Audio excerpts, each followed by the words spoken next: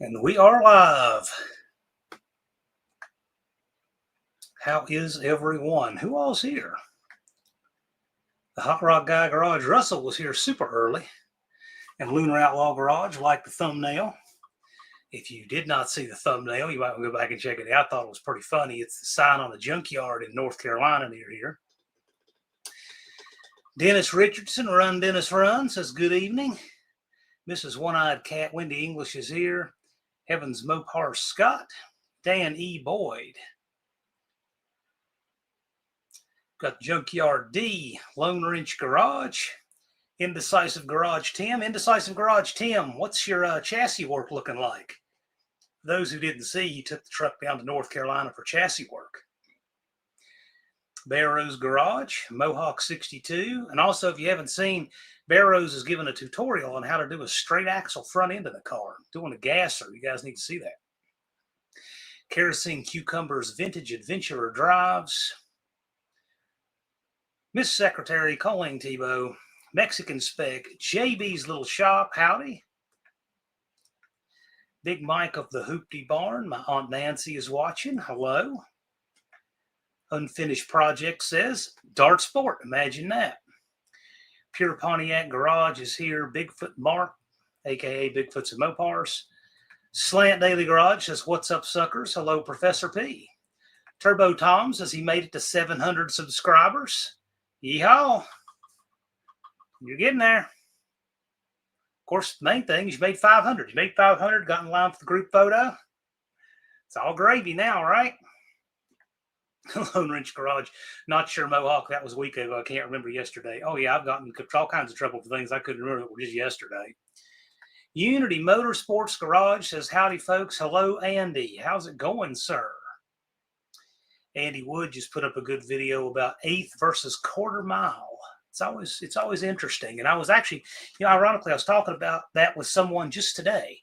It was Lars. I got to say, if I'm being completely honest, I think the 1,000-foot top fuel stuff is better than the quarter mile. It's faster now. It's quicker now than the quarter mile ever was. Those cars, if you look at the incremental times, they're amazing. But what I like better about it is that they're not just sitting on a bomb for the last 320 feet of the track. So the racing's more consistent, fewer oil downs. The racing itself is better. And, I'm liking eighth mile racing. When you look at what these guys are doing, we have a new radial 275 tire record at 348 at 218. We're not missing anything with eighth miles. So anyway, that's my 2 cents on it. Both are great, though. Both are great, but I'm digging the eighth mile stuff myself. That's just my take on it.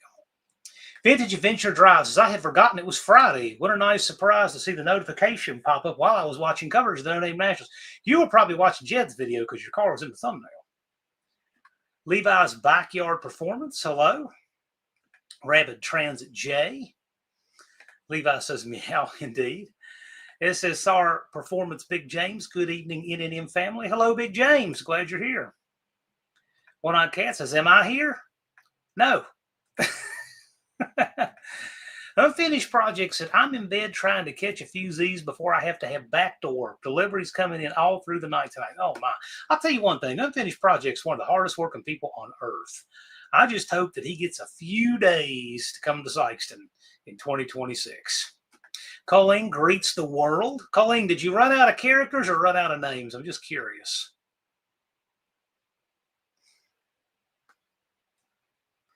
Glad you all are here. Mohawk says too many to say hi, so hello everyone. Yeah, I get that. I try. I try my best. Tim says it's in line waiting for a spot in the shop to open up. Dave will send me video updates periodically. Sounds like a well-run shop. That sounds cool. Well, we're looking forward to it. We're looking forward. And you say it's in, is it north of Charlotte? Is it in that area? Like Rocky Mount? Is that where it is?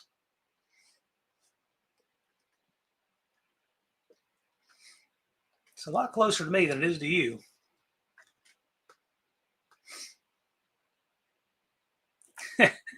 How did John know? Yeah, well, I just saw the thumbnail in my notifications. Hello, Matthew Ward, a.k.a. 6th Street Garage. Lunar Outlaw. Howdy, wrong English. Made it to the house and shower fresh. No work tomorrow. Yay. Cool. Andrew Nelson says, good evening from Team Nivlac 57. Well, good evening, Andrew Nelson and company. Good to see you guys.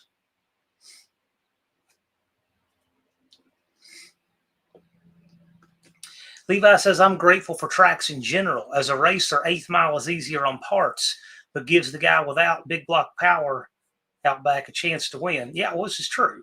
This is true. I like the 8th mile. I like quarter two, don't get me wrong, but I don't think there's anything inferior about an 8th mile track. And I've thought that my whole life. I mean,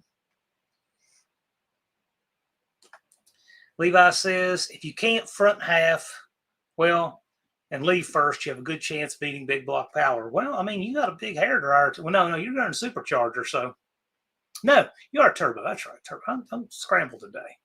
Yes, you got a chance anyway. You know what's crazy though? We were talking about that 8th mile thing.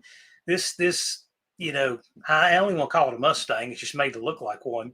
The thing, 275 radials, runs 348 at 218. And then when you look at Top Fuel, like Top Fuel is only 4/10 behind what this car ran in the 8th. 4/10 quicker. But then when you look at that mile an hour, you can see where the power's coming in. And those things are slipping the clutch for 300 feet because they can't hold off the power. It's pretty amazing, actually. But I'm impressed with what guys are doing. I think the idea of going 218 miles an hour in the 8th on a 275 tire is just frightening. That car looked like it was on ice. The pass was anything but straight. It was skating, and it still went that quick. If somebody wants to throw up the link to that, they're welcome to. It was crazy. Junkyard D says, hi, Mama, into the third, and everyone she said hi to. Danny Boyd says, it's Friday. Indeed it is. I know for sure it's Friday because there's a lot of people in here, and if it wasn't Friday, there wouldn't be. There'd be about this many, but midway through the stream. Vintage Adventure Drive says, I installed a windshield for the first time Wednesday. I had to do body work to fix the rust holes and glue glass back in. I have a video of it coming out. Yeah, that's common, getting rust around a windshield frame. The kind of stuff we never thought about at one time, even with vintage cars, but they get like that now.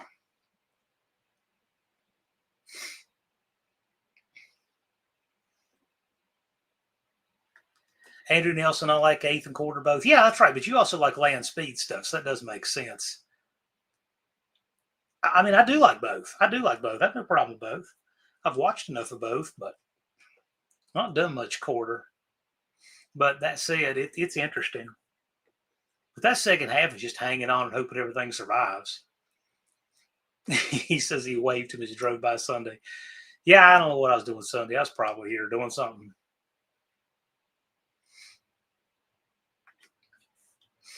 Fast Stang 89 is here. Hello. Cope says the only 8th mile track I raced at was in Sykeston. No, you've raced at every 8th mile everywhere you've ever been. You just had another quarter to stay in it, or another 8th to stay in it. I mean, aren't they all 8th mile tracks to start with? Vintage Adventure Drive says Sykeston was the first 8th track I've ever went down, and also the second track I've ever been down. I've always run the local quarter tracks. That's what I'm used to. You got to realize it's mountainous where I am. The only quarter mile track anywhere near here is Bristol. If you go south and west of here is Bristol, about 110 miles that way. And then if you go about 200 miles this way is Richmond. So that, I mean, seriously, right around here, there's no quarter mile. It's too mountainous. JB wants to take the trash truck to Beach Bend next year to see how it does. Oh, right on. Sounds good.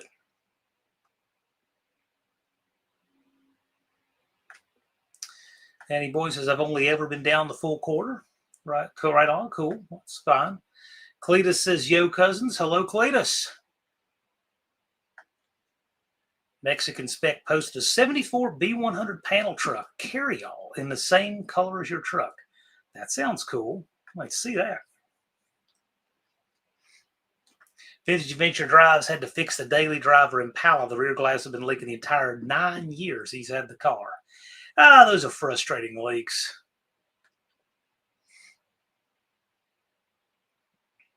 Danny Boyd's put a windshield in once. It was a double groove seal type. And these urethane ones, sawing them out with piano wires, a pain. I'm kind of used to it. I've done more of those, but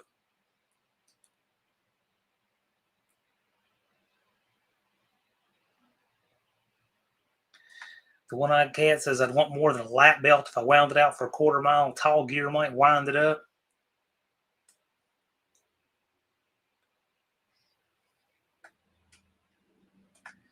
Lone Ridge Garage says, FYI, finally, I have my version of the No Name Nationals premiere tonight at 9 Central right after this. So right after this live, Lone Ridge Garage will be having a premiere. Remind us again right before, okay?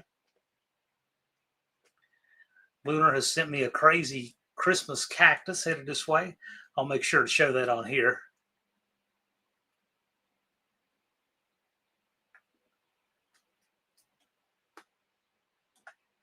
SSR Performance says, I just like the feel of 8th Mile grassroots tracks. Quarter mile stuff is cool for national events. They're both okay. They're both cool. Anything is cooler than what's happening with these tracks getting razed and demolished and redeveloped. I mean, I was actually looking today at Atlanta Dragway. I don't know how recent. I think Google hadn't done pictures out there in about 2 years, so I don't know what's on the site now, but last I had seen, they tore down the tower and the grandstands and had left all the outbuildings and pavement.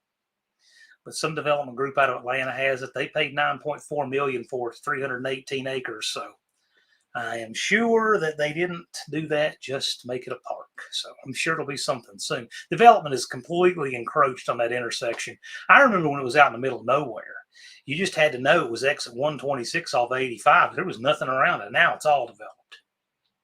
Left Turn Dodge says, I've never gone down a drag strip, but looks fun, but I'm used to my tracks taking more than a few seconds. I don't know, man. I think you'll find it challenging. You'll find it challenging within itself. But you can't get a quarter out of an eighth. That's right. Okay. Who said you have to? Levi said quarter in an 8-second hot rod is sketchy, especially if you don't pull the chute. Even worse in a heavy car like a Laguna with power windows. Sykeston's got good shutdown. I think Sykeston's got, I want to say it's 1,300 feet of shutdown. You have twice as much shutdown as you do track. Danny Boyd says quarter is just right in my high 13-second car. I guess. Except maybe to the people in the stands.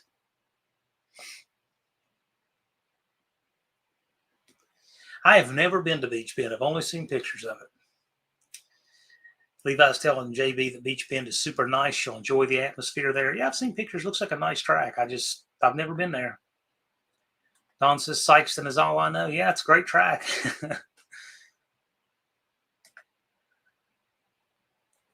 Turbo Tom says, Jason's granddaughter is 1 today. I know because my grandson's born the same day. Well, that's a way to do it.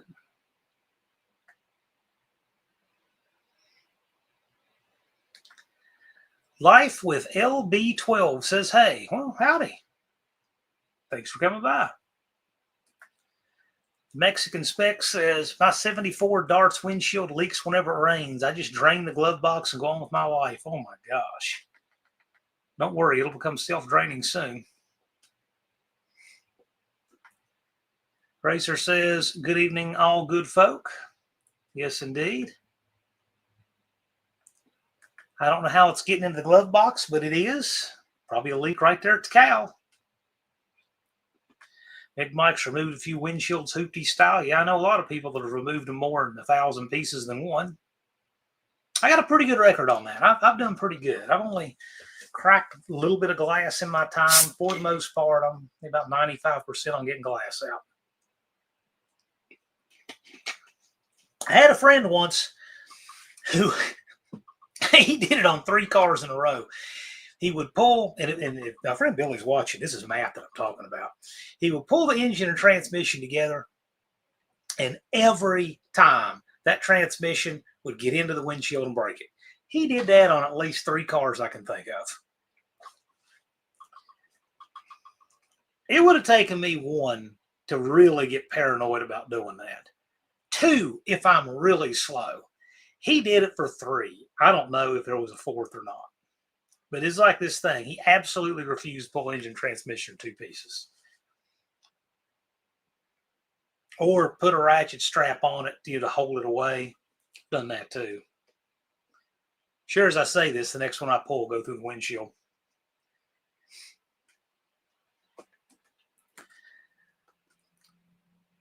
Left Turn Dodge says, I did a windshield in a garbage truck once, broke one doing it, never tried again. Yeah, I was going to say, I could get that. If you do one, breaks on you. I've done pretty good. The last one I did was the one in the CRV.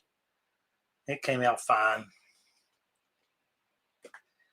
Vintage Adventure Drive says, in Oklahoma, there are 3 drag strips. He races at Thunder Valley. In Noble, there's also a 1/4-mile track in Tulsa and an 8th track in Springer called Ardmore Dragway. I've heard of that.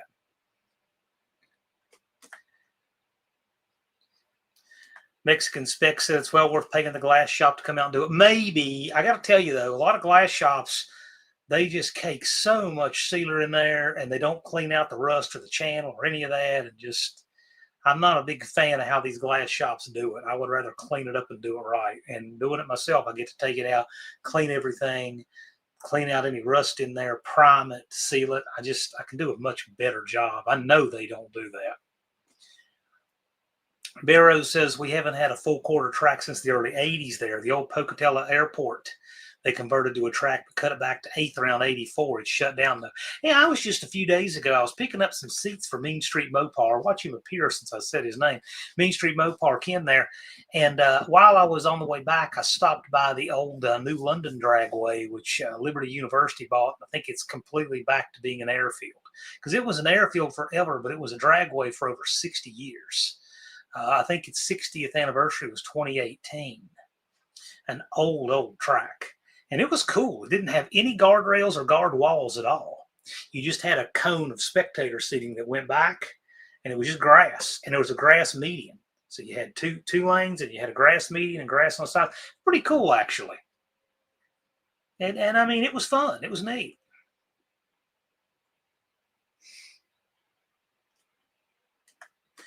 Wendy's asking, did anyone see the picture that had the passenger side windshield from a cat from an eagle dropping in North Carolina? Oh, I don't. Oh, gosh. I don't know what that is. I don't think I even want clarification. Bigfoots and Mopars only ran the Jack Pine Savage in the quarter once. Definitely gets exciting going 120 in a car built in 67 compared to a modern car. Yeah. I got to tell you, only time I've been down the quarter was doing license passes, and I was surprised at how flexy and flimsy, Lexan and stuff is at those speeds. It starts getting weird. It messes with you, it really does, because around the edges of the windshield frame was like a kaleidoscope, and you see the sheet metal and the panels moving and all that. It's weird at those speeds, and that was like 140. JB said, I grew up at Beach Bend and knows that track. Haven't been down it since my teens. Looking forward to it. Yeah, it'll be fun, man. Left Turn Dodge says the 8th mile stuff's gotten popular around here using a local half mile. And I guess they run a strip in the parking lot of the local fairground. Yeah, but with strip in the parking lot, it's totally different, man. Prep track will change everything for you. Dennis says, I remember Gateway was always a 1/4 mile race till the racers wanted 8th mile. That's who's doing it. The racers wanted it. Tracks follow through. Well, I mean, insurance, accidents, safety, 8th mile is better in a lot of ways, I think. The glove box is plastic. Yeah, but there's still something getting in there. Junkyard D asks, what is a hokey? Oh, that is a wonderful question. And I got a six-figure expensive education in what a hokey is and isn't. Uh, I can tell you, though, I don't think it's still on Virginia Tech's website what a hokey is, but through my independent research of the matter, the best we can tell is that we found it back as far as 1809 in Ireland as a minced oath, like holy hokies. But that's the best we can tell. And then the university adopted it in the 70s, the 1970s.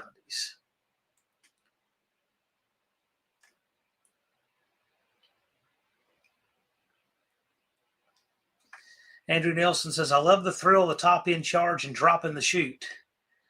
Cool.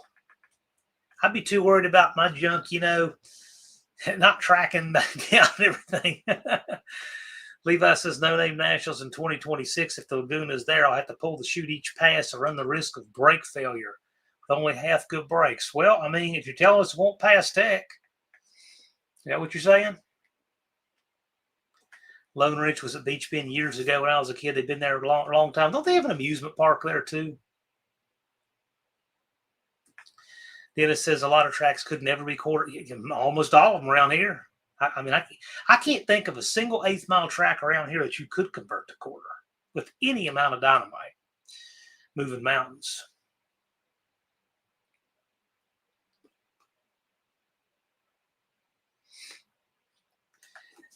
.38 Ray got some practice removing glass with the demo cars. Yeah, but did you take it out right so you could sell the glass or whatever? Or was it just kind of a one-way trip out? Did you do it the 10-minute way or the 30-minute way? Vintage Adventure drives Impala, drips water on his left knee and had to reseal the front glass. Not quite ready for that. Needs to, anyway. Have Scamp and Truck to do work to first. Danny Boy says, I'm pulling engine and transmission separate in that case. Yeah, I do. I've pulled engine and transmission together, but it is nice to do them in one piece, keeping that torque converter and all together and just take that apart on the ground without having to get under it for the transmission. But, yeah, whatever. It just depends on the vehicle.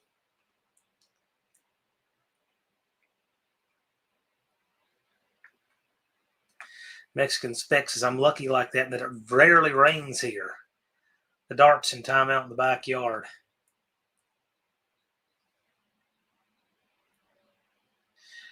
The race is higher having the windshields done in the 59s. Yeah. Ron says Dawn's is easy pulling out together, no radiator or grill, and it comes right out. Yeah, I can see on his because of the way it's made. Does your radiator support come out in that? Did you make it that way? I know that's what Dust Devil Brian did. He actually cut his radiator support so he could take his in and out that way.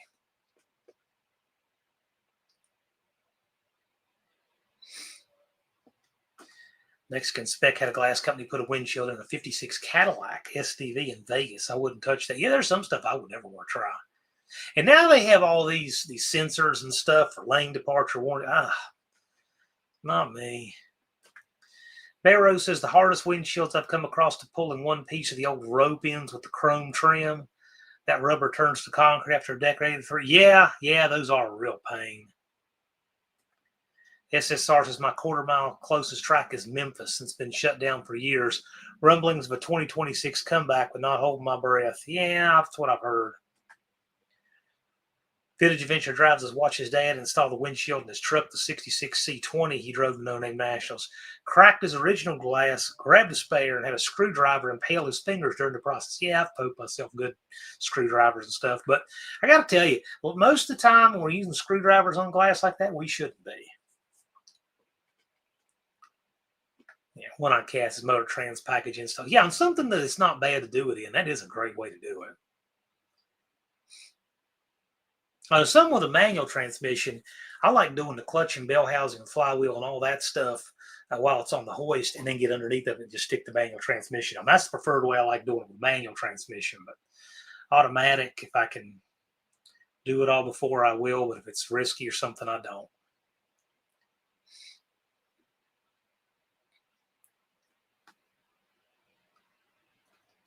Racer says, I've put 3 or 4 windshields in our 66. Put the top in first. If he gives that tip, I would take it.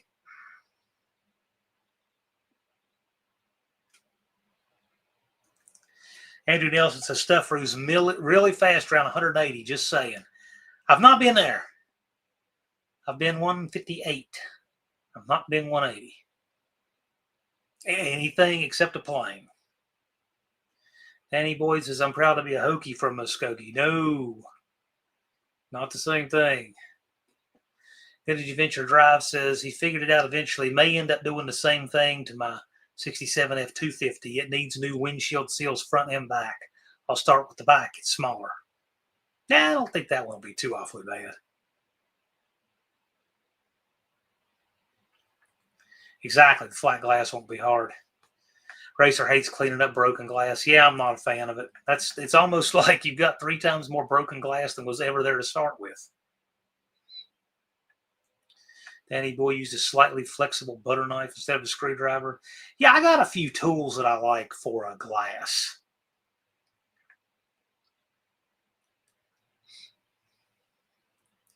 Now, Mr. 220 is here. I see. Bigfoots of Mopar says Rock Falls Raceway here is a 1/4 mile, beautiful facility, plenty of shutdown length. They added a Mopar event this last year. All I need is a car.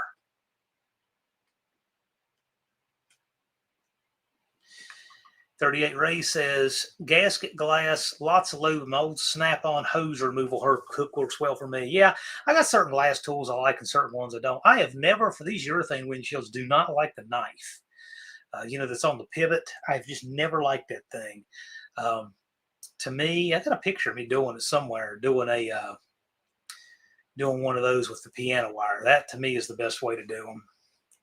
The only thing is, you got to be careful because when you do the wire trick on things like these Hondas that have the plastic spacers, it'll saw right through that plastic just like it will the urethane. So you got to be real careful when you get to them. You got to know where it is and then put some pressure on it to go over it.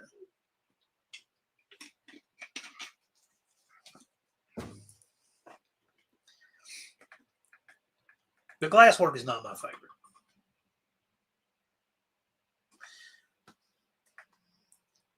Mohawk said, I spent many a weekend at Cordova Drag Strip as a kid. Only went down at once in my Cutlass daily driver. Did a respectable $12.80 for a street car. Yes, it is respectable.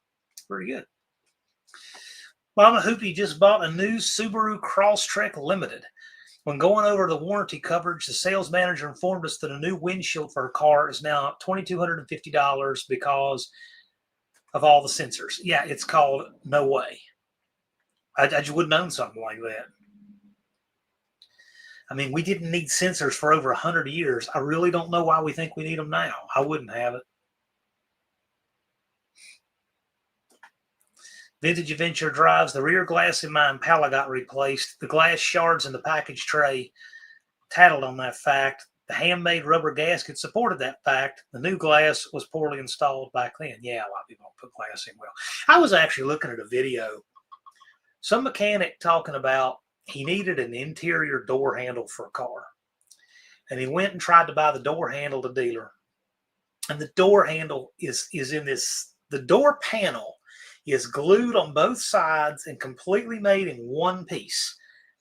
Your power window switch, your door handle, all of that is self-contained in this sealed up door panel, and you have to replace the whole thing, and it's $500. Just crazy. You can't just get a door handle. You can't just get a switch. They're making cars more and more disposable. Colleen says, after my accident, they gave me a 2022 Kia. I hated it. It increased my road rage tenfold arguing with the car. I can see that. And then there's a car next to me. That's why I turned the blinker on. Yeah, you know what? That stuff drives me crazy. All those, lane departure warnings and all of that stuff and sensors and stuff that beeps. I just don't like any of that. I actually like it when the ABS quits working on a car. Because then it's like, good. Now the brake pedal feels like it's intended to. I don't think the ABS has ever worked on the CRV as long as I have it. And I am totally fine with that because I don't like that pedal doing weird stuff under my foot. And you probably have to get the windshield program to the car. You do have to get it calibrated. They have a way they calibrate them.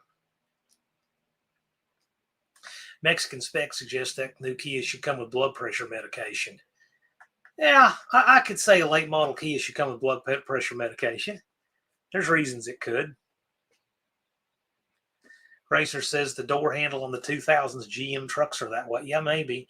Remember when the Ford trucks in the 90s had a plastic door handle on the inside? And of course they just broke. They broke right where they bolted on. But there was the fancier trucks, like the Lariat, had a chrome door handle. But it was metal. They never broke. So you just got a Lariat door handle for any of them that broke. I don't care if it was a fleet truck that had no other chrome on it. You put that door handle on there because it's metal. It won't break. And it was cheap. And it solved it. It was 2 bolts. Can't do any of that anymore. Danny Boyd's thought about pulling the fuse on the ABS in my 05 Mustang GT. Yeah. You know, there are things, there's so much interconnected junk with ABS. Like the rear wheel speed sensors on the CRV, I disconnected them when I put wheel bearings in the back because I had to pull the hubs off to go take the hubs to the press to put the wheel bearings in. Those $200 wheel bearings. Anyway, I thought, well, I don't need those. And then I realized my 4-wheel drive doesn't work without them because it uses the speed sensors to engage a clutch on the pinion. And that's how the 4-wheel drive works in Honda. I had no idea. It was wild.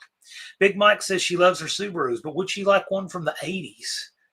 One of those simple flat 4s. It was kind of like a water-cooled Volkswagen. Had the spare tire on top of the engine under the hood. Mexican Spec said he had an emergency and the truck didn't allow a lane change. Ooh, no. You mean it didn't allow it? Vintage Adventure Drive says, I yell at the ambulances all the time. They like to tell me the door is ajar and the engine is running. I always say the door is not ajar. I know the engine is running. Yeah, I don't. Big Mike says, what mama wants, mama gets, unless it's another dude. I've got news for you, dude. If that's what you want, it's what you'll get anyway. Doesn't mean you have to be part of it. Later, Lunar. Thanks for coming by, my man. And since Lunar's here, I'll get in a plug. I keep this here for this reason. Don't forget, discount code still in effect for these. If you guys want to do something with these for Christmas, now's the time. Lunar's over there innovating. Go check out his stuff. Colleen says there is no replacement for the human brain, and unfortunately you can't fix stupid. The duct tape will muffle the sound. Yeah. Big Mike says she loves the old Subarus too. Yeah, they are cool. The steering wheel didn't allow the lane change in an emergency? Oh, no, man. We can't be having that. Big Mike says, don't burst my bubble. Just being practical. Mexican Spec says, I bought a new 1999 Outback wagon. It was such a nice car, but I would not want a used one. Yeah, they're cool, but it's just too much junk for me. I just don't like all that electronics and all that. It's just too much.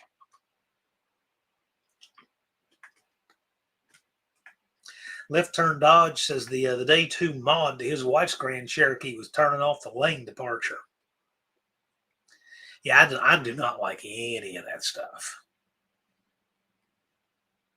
I just did a set of tires on a 2020 Kia.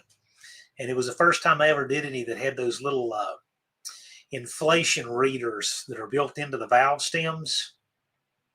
Not a big deal. You just got to remember that when you're breaking down the tire because you can't put it in the relief under the wheel on that side. So it took me a little bit. I figured that out. I mean, I was going to just put 4 valve stems in it as a matter of course. And those things have batteries in them. Ugh. So much junk you don't need. Cletus says in 1999, I was in the 8th and 9th grade.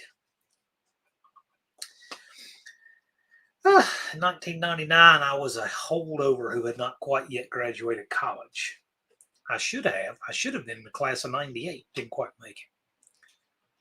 I took some time off and came back and finished.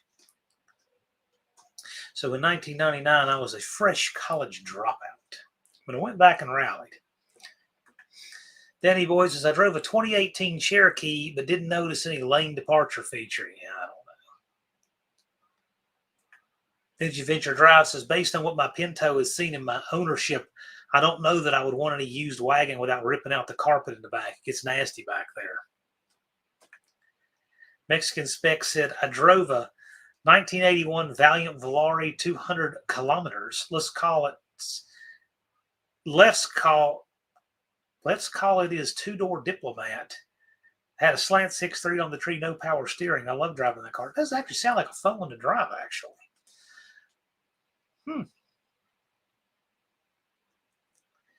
Vintage Adventure Drives had not even been born in 1999.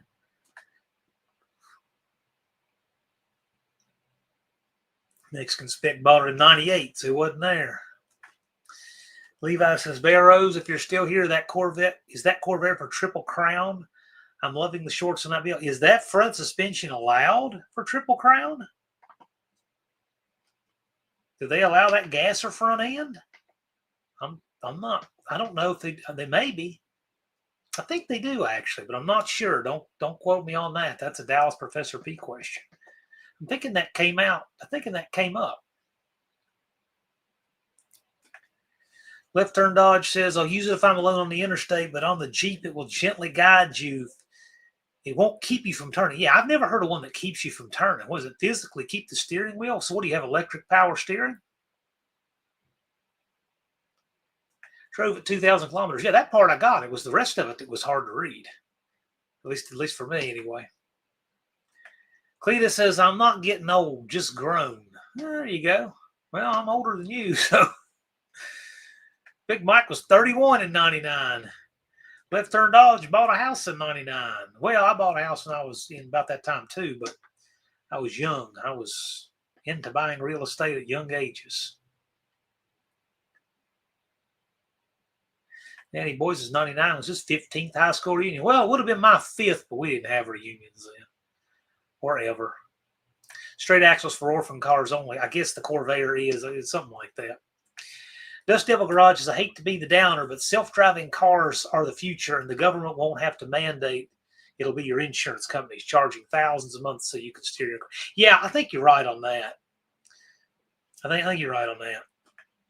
Vintage Adventure Drive says that Corvair will qualify at all. It's too new for a straight axle. Would qualify at all. It's too new for a straight axle front, and the rear suspension's been modified since it won't fly. Yeah, exactly. I don't know. I think he's just building something he wants to build. Hot Rod Guy Garage's 99 was a good year. Yeah, I guess. It was an okay year. It was a tough year. His first few years after coming to New River Valley were tough. Income down, expenses up. It was rough.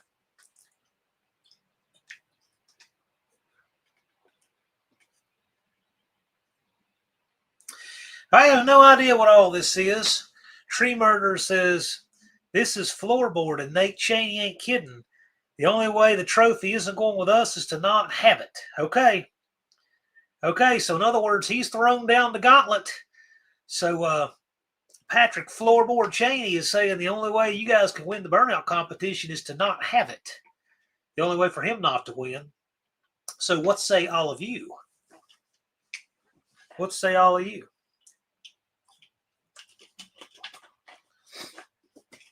I will say that Mr. Floorboard put on quite a show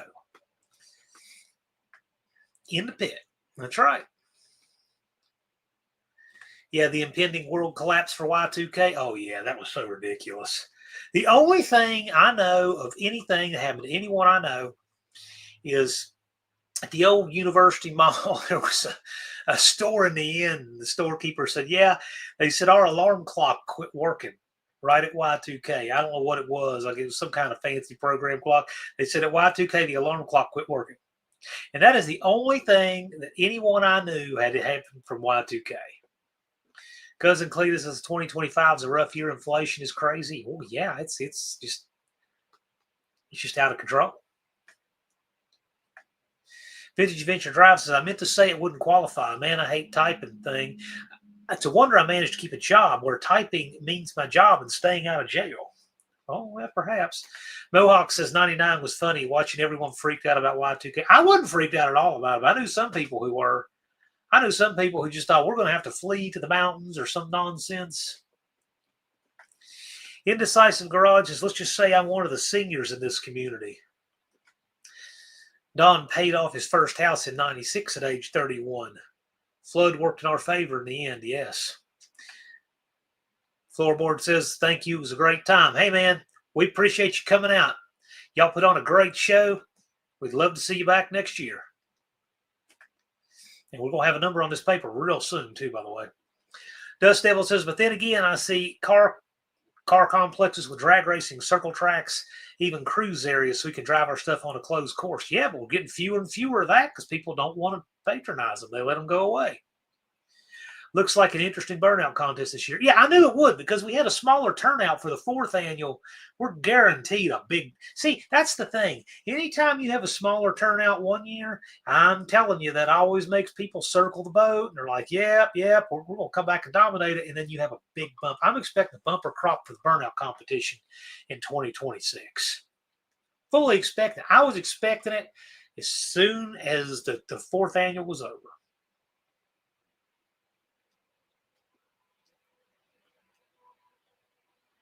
Teddy Boy says, typos landing you in jail? Remind me not to work there. Cousin Cletus says, the burnout should be great. Oh, yeah. We'll see y'all then. I'm sure y'all will. That's what y'all do. But we got some people in this community who will give you a run for your money. Remember, Russell dropped the mic, and then he came out and did it. Are you calling your shot now, too, just like Russell did? And I'm getting smart for next year. I'm actually going to take the right blade on my grinder so I can claim. I'm going to claim a piece of the winner's tire right there on the spot.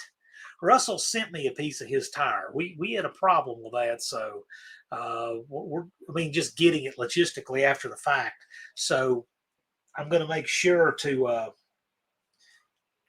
claim that right there at the track next year. Make it a little easier. Buff Del Campo says, Y2K on January 1st, 2000. My computer date changed to January 16th, 19,910. Wow. What did it look like then? Did you have a DeLorean? Wendy says she needs a number. Don't shoot the messenger. You're going to get one really soon. I would expect. More than likely, we're going to have one. Next time you see this paper, we'll probably have a number on it. Put it like that. Wrong English says, I thought the Y2K frenzy was a big conversation topic. Most were wrong. Yeah, well, everybody was talking about it, but it didn't wind up being anything. Now, I remember the scam that was going around with Y2K where these crooked mechanics were charging to update people's cars so they would continue to work. And none of that was a thing. It's pure scam. Levi says, Brooke just mentioned entering the heifer, and I said the limiters is going to need to be set to like 5,000. Okay. That's what it's about. Mic drop. Okay. All right, you guys. We've already got the first person saying that trophy's going home with him. So let's have a burnout competition. It'll never be forgotten.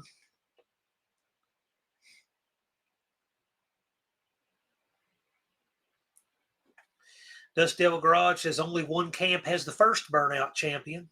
Well, this is always the first.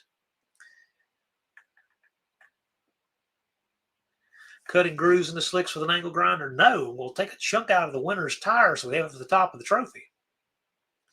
Levi says there's always a 4.5-inch angle grinder in my trailer. Yeah, I mean, I can always, poach tools to do it with, but I'm going to make sure I seize it on the spot.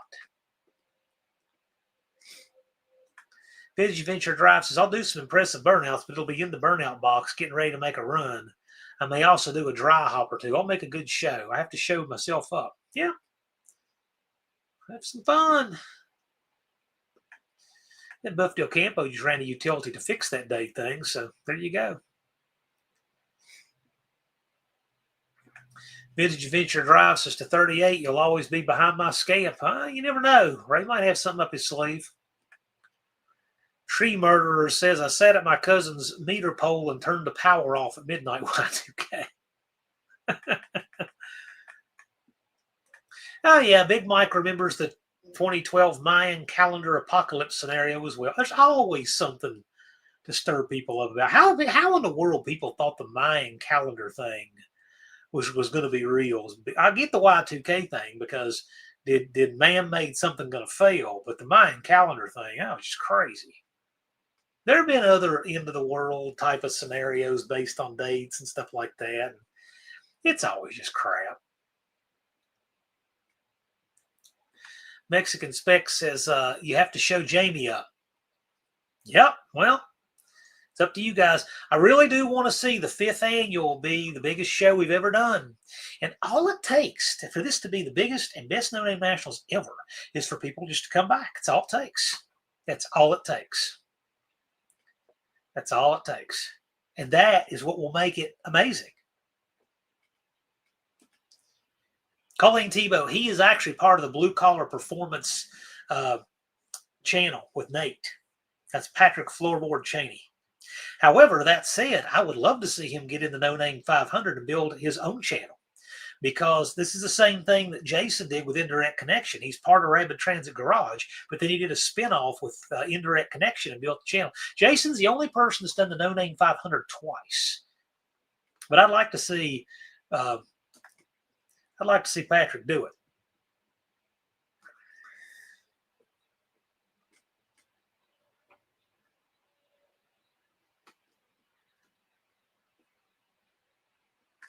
Wrong English says, my typical apocalypse is the sun rising again tomorrow. Bigfoots and Mopars. I remember when the song 1999 came out in 1982. The actual year was a letdown. Was that what year Prince's song came out? Was it 82? Is it that old? JB says, I'll do my best to put on a good performance next year. Yeah, it's going to be a lot of fun. We just get everybody. If everybody just shows up and brings their stuff, it's going to be the best show ever. Junkyard D may throw his hat in the ring for the burnout competition next year. That'd be wild.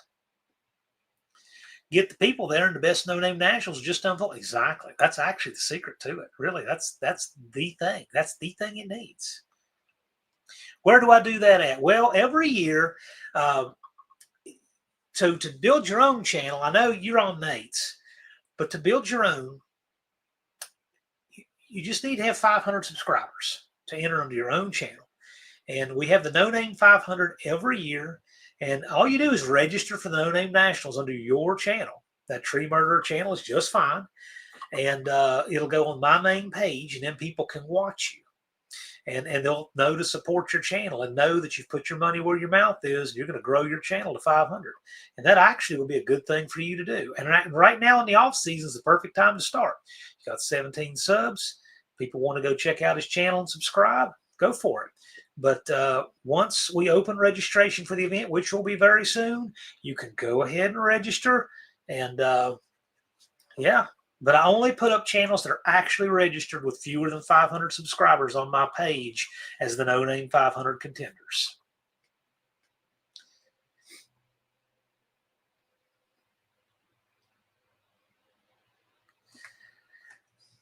Stop anti-drug mad and rad.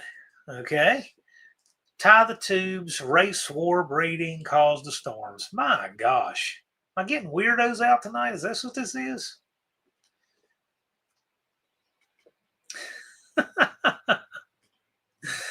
Oh my gosh. Left Turn Dodge says, just give him a minute. Jason's a glutton for punishment. He might start it. You might, he's done it twice. He may want to do it a third time.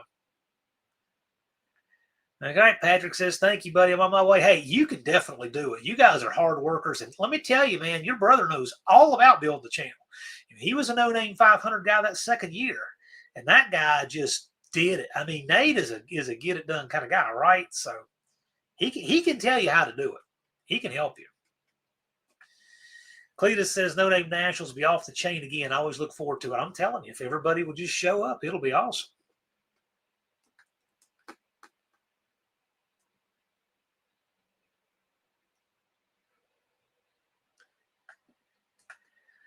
Wrong English says, can someone put up a channel link when someone registers? Actually, when the registration opens, I will always have them on my site, on my main page. So all you got to do is just go under this video right here where my name is, go to my channel, and you'll see who is actually registered with fewer than 500 subs. And then once they get their 500, they go to the alumni section. They stay on the page forever.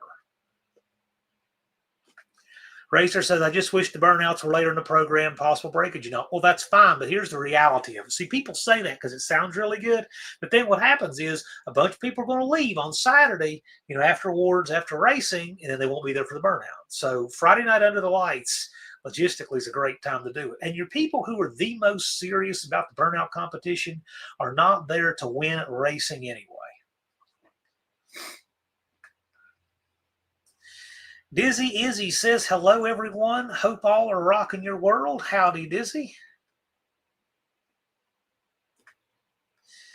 Yes, Ron. Asked and answered.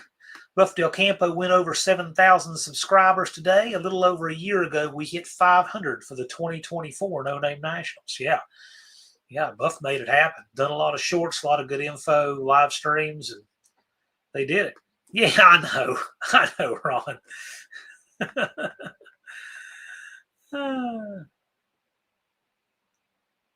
Dizzy says his wife came home from the hospital yesterday. Well, that's a good thing.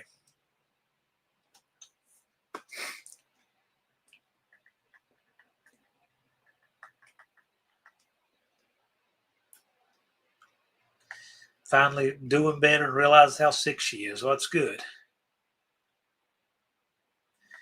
Yes, sir. Patrick Sullivan. Yes, Patrick won the Ironman Award, which I still need to get to him. I will. Still got to do that. Mohawk says, can't wait to see the scamp. It'll be awesome to run down the track next year. Yeah, we'll have 2 scamps there. 2 scamps for the non-Mopar people in the crowd to wonder what in the world they are.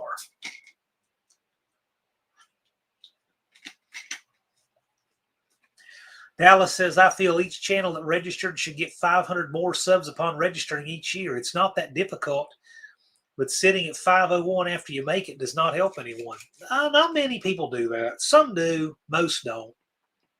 Some people get to 500 and just done. But that was the challenge. We can't complain. That was the challenge, right? Left Turn Dodge has already see the first 100 subs was twice as hard as the second 100. Yes. We told you that would be the case. And the second 250 will be much easier than the first 250.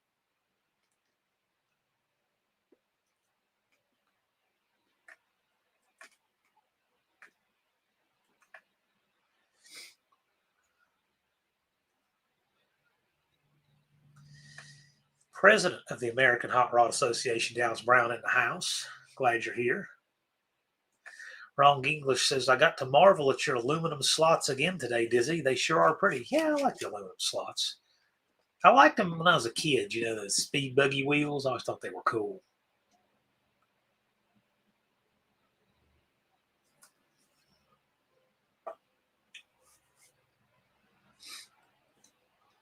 Vintage Adventure Drives, I'm stagnated at 1147. Dancing around that number for the past week. I need to make some nice shorts soon. Yeah, it happens, but don't stress it. I've been hovering at the same number for a good long while, too. I've been hovering at like 44, 40-something. Levi says, I agree, but there should be a cap because life can get in the way of 500 per year. Oh, doing 500 every year? Yeah, I don't know. That really, Levi, that would never come into play because once you get to, if it's 500 every year, you got to realize that second 500 is much easier than the first, and the third will be easier than the second. It would almost have to be exponential to equal the same challenge. But I don't want to get into that. The main thing is I just want people to engage in the community. We got to know who you are and what you're doing and what you're building. That's the point. That's the point. It's not to be punitive. It's not to be exclusive. It's not to be any of that. Danny Boyd says, I always preferred the Krager SS to slots, but I have slots on my truck. Yeah, I like them both. Left Turn Dodge, I'm hoping for 250 by my 1-year anniversary on the 28th. Get after it, man. Make some content. And you have been. His content is good. I was watching him working with that 318, and I like his content over there. It's good stuff, actually, Left Turn Dodge. If you haven't already checked him out, check him out. Hello, sir. That, again, his handle, I can't remember. It was like, I can't quite remember that with that weird handle. But anyway, glad you're here. Took Dust Devil Garage 3 years to hit 1,000. I think Brian didn't really want to hit 1,000 when he got close. If we had some sponsors, there'd be some awesome things happen. Yeah. I mean, I know y'all would do something good with that money, but that's up to y'all.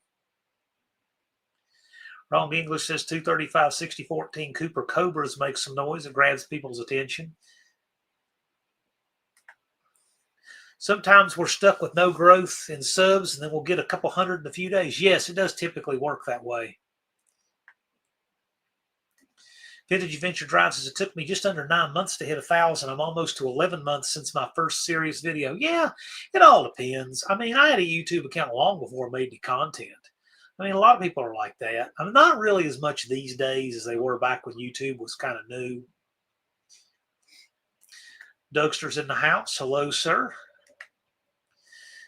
Dizzy Izzy says, if you had the chance, an 89 Dakota pickup convertible, low miles, or a 70 Dodge pickup with a mile cam 318 727 with shift kit, both about the same price. I don't know. The Dakota convertibles were kind of weird. They're all right. I mean, I've never really been crazy about that 70, that's the 68, 970, 71 Dodge pickup.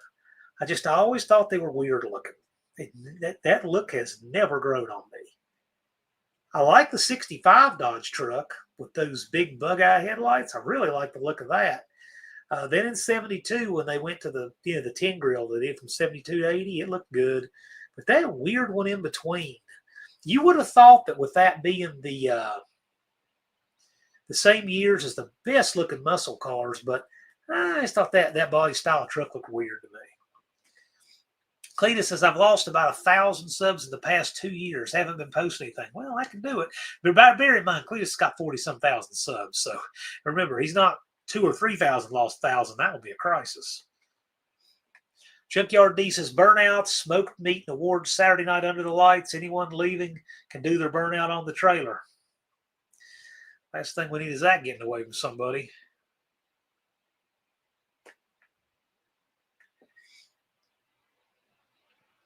You know, Bigfoot Mark is exactly right here. He says, nobody really makes videos before the event anymore. I'd like to see actual call-out videos again. Yes. Come on, guys. This was really what stoked up the first No Name Nationals. And the problem is that we had too many people that were breaking and their dance partners wouldn't get there, wouldn't get cars done. And then, of course, if one person gets all the work done and the other person doesn't, you don't have a race, et cetera, et cetera, et cetera. And people just said, hey, I'm just going to build my stuff and show up. And they did. But they don't make content leading up to the event. That's what markets the event. That's what sells the event. We need that. Bigfoot Mark is right. Make content leading up to the event and do call-outs and such. We need that.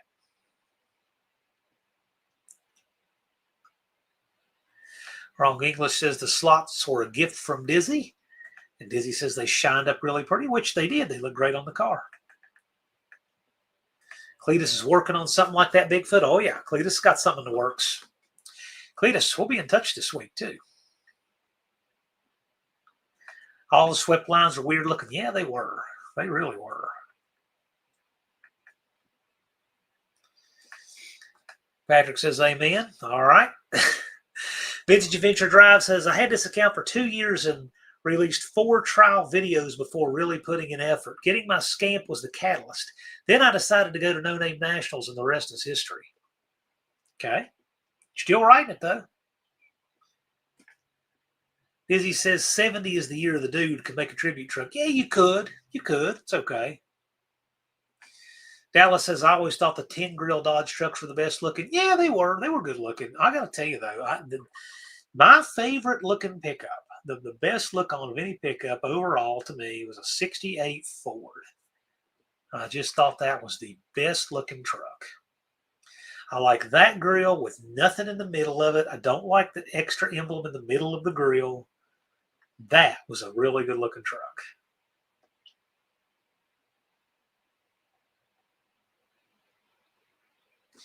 Levi said YouTube should push small creators and make it hard the bigger you get. I don't know why they should do that. Jump up and get in the fight. Make it happen if you want it to happen.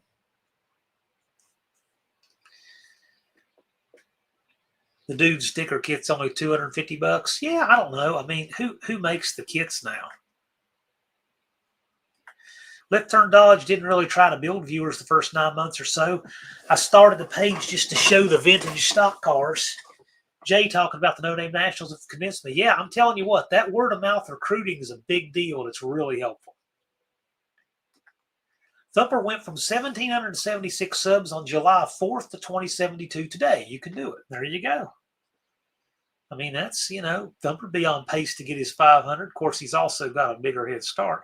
Thumper was a no-name 500 guy, too. Dallas says, I'm sitting on a call-out video I want to do that's going to grow the community, hopefully. Yeah, I think I got an idea where Dallas is going to go with that. Those slots are Norm's dress shoes. Wrong English says, I'm calling out JB again on Don's behalf. Well, we're gonna have a number on this paper really, really soon. So Thumper says that $5 wagon short was super popular. Yeah, it was. That's a cool car too. Well, I'm surprised how much hate you got on that. I mean, that's a good deal for $5. Can't beat that.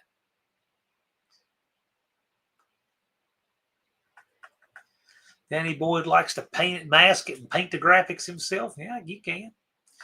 Left Turn Dodges. I hated that pre-72 truck, but it's growing on me. They look good on the ground. Yeah, they're all right. They're all right. I almost bought one time. I almost bought I think it was like a D700 or D600 ramp truck one time. It's just too big. And everything you do to a truck that big, and they're so heavy, and the fuel mileage is so awful. What would be far more fitting for me would be to have a D300 ramp truck. So then everything is normal, parts wise. And it had the 2-speed rear end in it and everything. Dougster said, if I had zillions of dollars, I would build a 64 D100 custom sports special and had a max wedge, and I would build a clone. Dude, if you had $1 zillion, you could probably find the last remaining one and own it. Tree Murderer says a big enough motor makes any truck look good. Yeah, maybe. Danny Boys is 72 is my favorite Dodge pickup. Of all of the what they now call the 10 grills, they didn't call them that back in the day, but that's pretty recently started calling them the 10 grill, 72 to 80. My favorite is the 1980. I like the round headlight 1980 grill. I think it's the cleanest, best looking.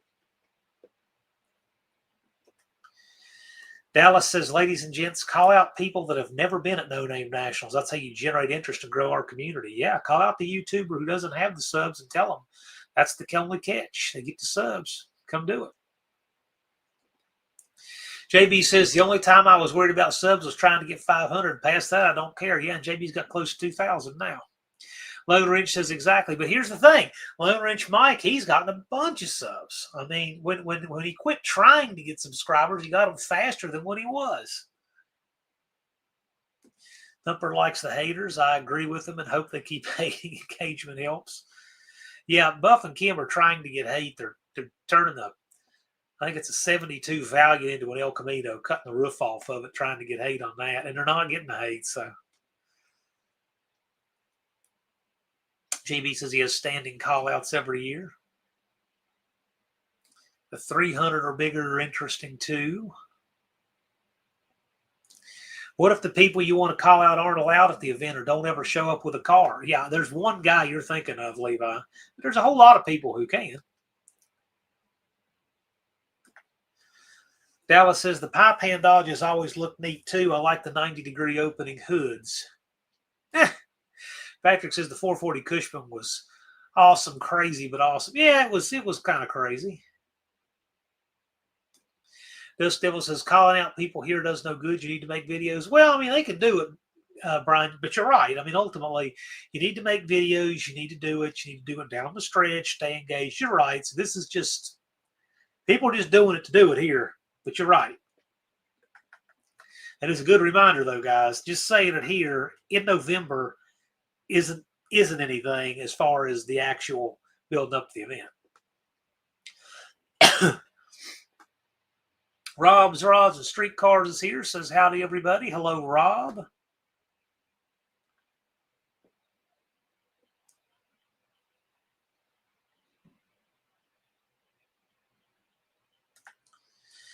Vintage Adventure Drives, got to ride in that. It was hilarious watching my buddy who built it shift with his foot. The Cushman is awesome. What was he doing? Was he just pushing the lever on that to shift it, I guess? Oh, how weird. Left Turn Dodge says the 72 is his favorite also. He's had him in half, 3/4, and 1 ton wrecker. Yeah, cool.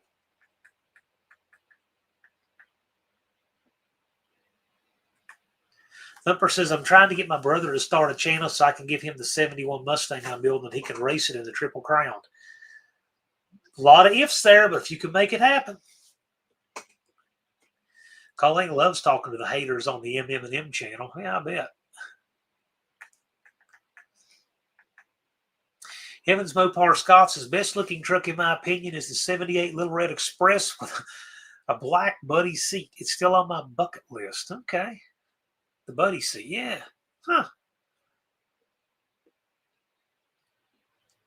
I knew someone who had a, what was there? There was a 79, had the stacked headlights.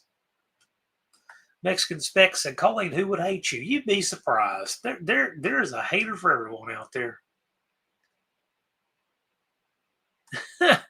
Vintage Adventure Drives as a buddy who does drag and drive events on YouTube. He tried to get him to come this year, but thought his car was too fast.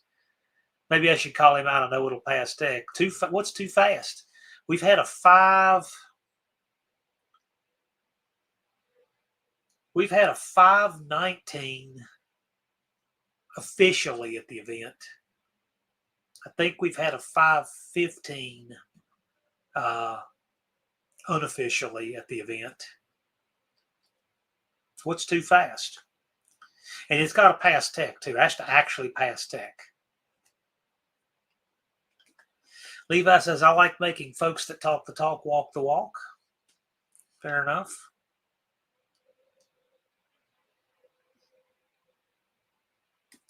Vintage Adventure Drives as racer. You get first dibs to dethrone the scamp in its unwarranted glory.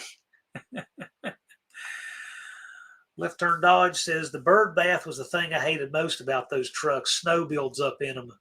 Rather put an 80 hood on a 72. Yeah, I could see that. Yeah, I don't blame you there. Dougster said the Little Red Express truck is good looking, but stack that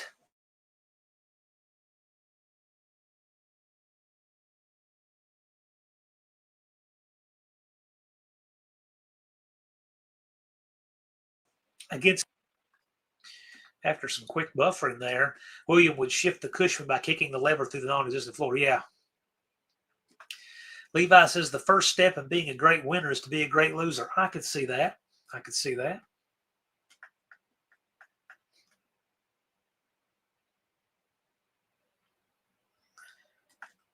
Evans Mopar says, hey, Mohawk, I'm calling you out once I know for sure I'm making it with a car this time. Don't you know for sure right now? Greg McDonald says there's a lot of channels out there not allowed to attend the No Name Nationals. The wives just won't let them. There are a few people I would never accept a registration from for different reasons. A few people, not many.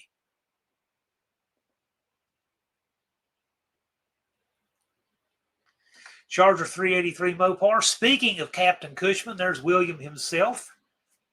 Inaugural No Name Nationals burnout champion William. Smoked out a whole neighborhood. Colleen, there's always someone out there who thinks they can do it better. Yeah, there always is. And never has any evidence of such on his channel. Vintage Adventure Drive says Brad Fab Garage is a Camaro that runs mid-9s in the quarter. His car's legit race car, completely legal. He saw the Triple Crown rules and thought that was All there was is 5 minutes. Well, whatever. I mean, you can't make people get it who don't get it. Once people get there, they get it. But there's a lot of people who don't get it. There's a lot of people who don't get it, never will. Yeah, it doesn't matter what you do, you'll never please everybody. That's right. There's some people who are absolutely impossible to please. That's a fact. There's nothing you'll ever do to please some people. You have to accept that. Dallas says the 72 Chevy trucks were perfect looking and simple. I think it's the truck equivalent to the 69 Camaro or the 70 Mustang Fastback. The lines, the headlights, the grills, the bumpers are just perfect together. I would say that, but I would say that with a 70. I think I like that grill a little better. Just personal preference. But yeah, I think the lines were good. It was a nice looking truck.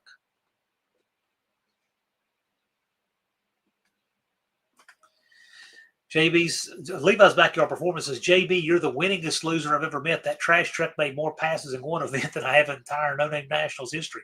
Well, this is true. Levi's not made a lot of passes. He's made some really good ones here at the 4th annual.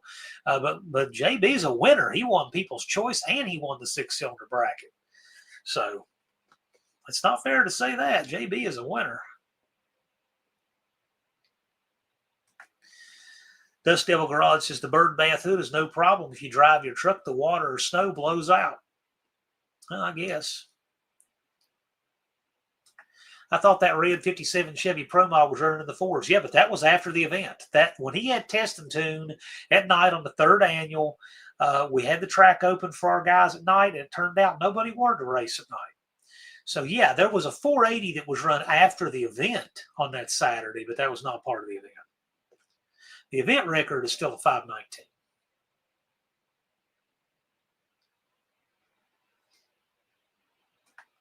Bigfoot's Mopar says, I'd consider racing in Triple Crown until I saw Ryan pulling up in the Crusty Nova.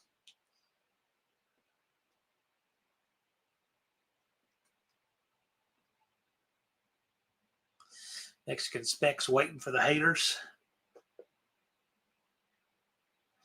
Best to just be good people all the time. Well, you'd think that would be what people would want to do. Most people do. Charger 383 Mopars thinks I still have the tallest burnout smokestack of anybody. Yeah, probably. You probably did put up the tallest column of smoke. But it was because it was static. So it didn't get stirred up and dispersed. But you do probably have the tallest column of smoke. We always have to give the fire department a heads up before we do that.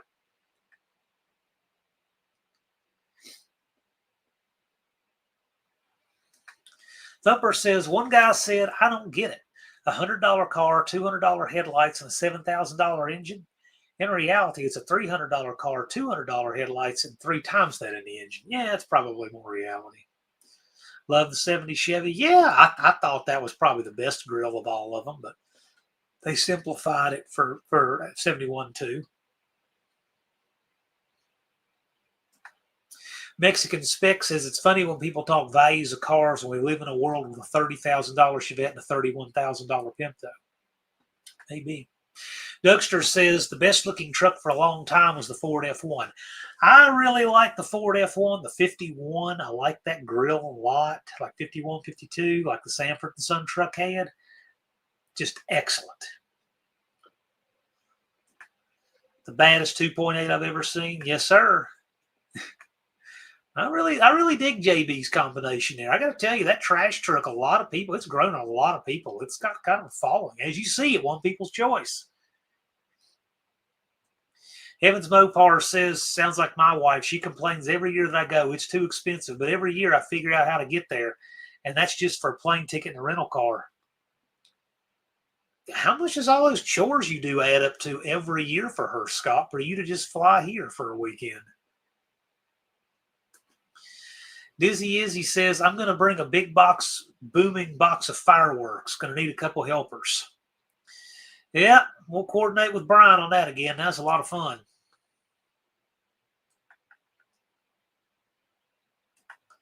Thumper says, and I win a 64 wagon for $5. Yep. What did Redbeard run the first year? I believe he ran a 551. 551. And that has been lowered to a 519.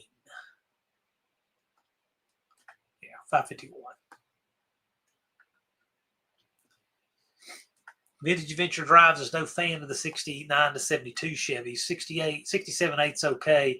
Yeah, you know what? Actually, now that I think about it, that 67 grill looked really good in those trucks because it had that body colored bar and it was that style of grill. That really looked good too. I think the first half of that body style, I liked the grill better than I did the crate with the bow tie on it. I mean, they're all good looking trucks though.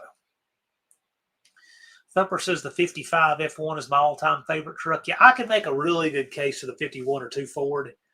Those are just such good-looking trucks. I like the grill a little better. Tell them to bring their wives. It will change their minds on what community is. Well, maybe. Some women get it. Some don't. I mean, it's just the way it is. Buffdale Campo likes the 67 Chevy truck with small back window. Did they make the back window bigger for 68? I don't know the answer to that. I mean, did the glass get bigger on that body style? I think we all know who the firework lighter needs to be. Yes, Dougie. Charger 383 Mopar, a.k.a. William, says, I've started buying my billet steel parts for the transmission I'm building for my Charger. And let me tell you, it's looking awesome. Can't wait to get everything back together. You're doing a billet drum in that, right? If you're doing one billet part, it needs to be the drum. If you're doing two, it needs to be that low reverse servo, in my opinion. Greg McDonald says, I always thought the 69 Coronet rear lights and panel looked better than the Chargers and 68 taillights on the Satellite Roadrunner over the 69s. I'm kind of in the opposite on that. I like the 69 taillights over the 68s on the Satellite Roadrunner, but I thought what was much better looking than the 69 Coronet's taillights were the 68 Chargers. I really like the Bullet Charger style of taillights. The two round ones on each side over the General Lee's, the long ones like that. Just my thoughts. I actually like the 68 Charger better all the way around than the 69. That's my favorite year of Charger. Thumper says that was in the 90s. These days it's $400 for a pile of rust, but it's a pile of rust I actually want. Yeah. Mean Street Mopar says, what's up, everyone? Howdy. Mean Street Chumley Mopar. Glad you're here. Mentioned you earlier in the show because I picked up some seats for you. Big Mike says something strange is going on with the chat. I can only see Thumper's comments when you highlight them. Go to live chat and see if that fixes it for you. Thumper could, and I probably didn't do it on purpose, Thumper could have you blocked by accident. Thumper, if you get a chance, check and see if you got Big Mike blocked for something. I mean, you can accidentally block someone pretty easily.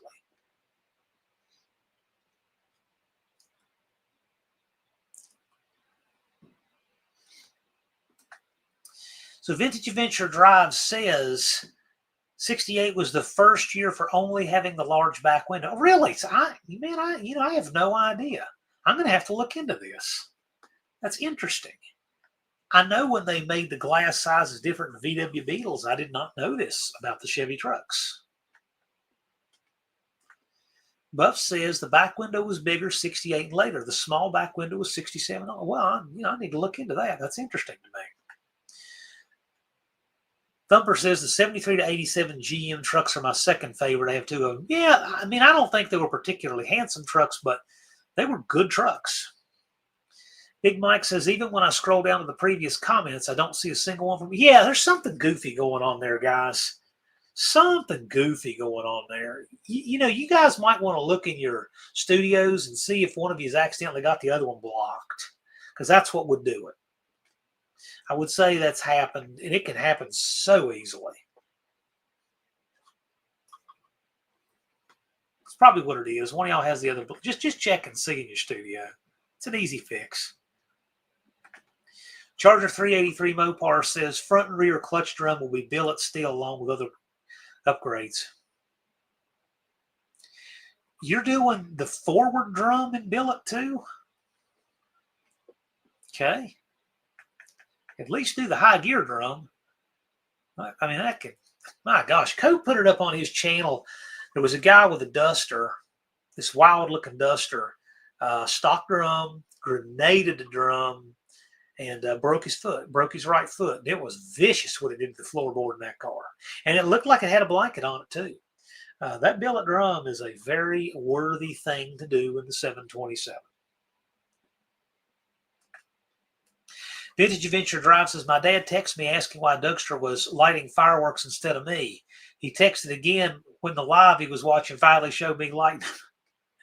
Yes, it says live chat. Yeah, Stumper says, I would never block big monkeys. Yeah, I figured it had to be an accident. I can't see any heat between you guys whatsoever. But check in your studios because you can accidentally do that. I've accidentally done it too. I actually had somebody email me one time, hey man, did you block me? No, I didn't block you. And I looked at my studio, they were blocked. I didn't mean to. You can do it with a right click by accident. Or your mods can do it by accident too. In fact, if your mods are on a cell phone, it is way too easy to accidentally block somebody when you're modding from a cell phone. So this stuff happens. It's not a big deal. Just check and make sure.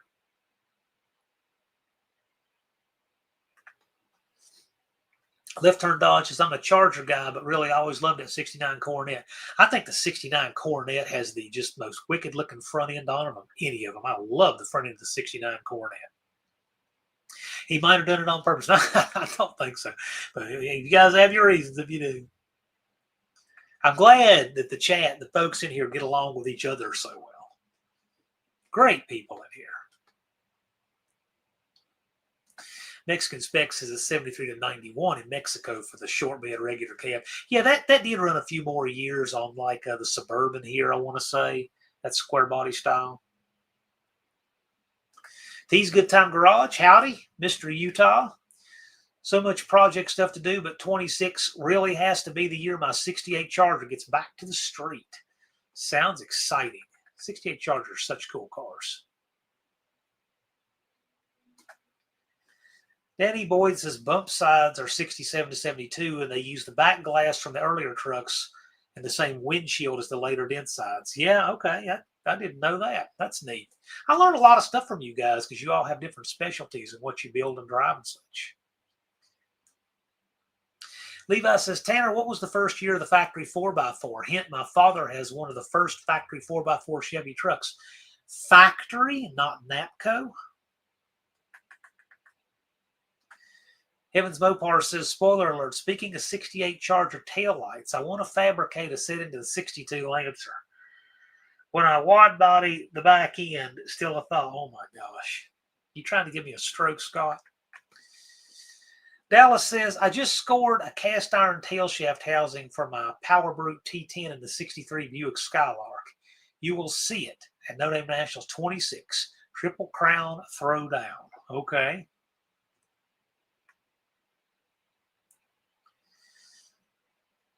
So Dallas has got what he needs to put his 4-speed in his 63 Skylark. Well, that'll be cool. Later, Patrick, thanks for coming by, man. Glad you were here. And remember, he's already said the only way for anybody else to win that burnout competition is for us to not have it. He says the only way to win. He says the only way he won't win it is if we don't have it. Now, we're going to have it. 38 races, I was having the same trouble with Thumper. Refreshing the live helped. Okay. Yeah, I don't know. It's a weird one. It's a new one on me. Unfinished Project says, I'm awake, driving back to work. Bigfoots and Mopar says, I think Chargers are overrated, but I like the 63 Belvedere Post. What do I know? Chargers, the General Lee completely painted Chargers differently. So many people think it's not okay to have a General Lee that isn't a Charger. To have a Charger that isn't a General Lee, I should say. A General Lee that isn't a Charger is like the dude in my hometown that had a Nova painted up orange, the 01, the Confederate flag.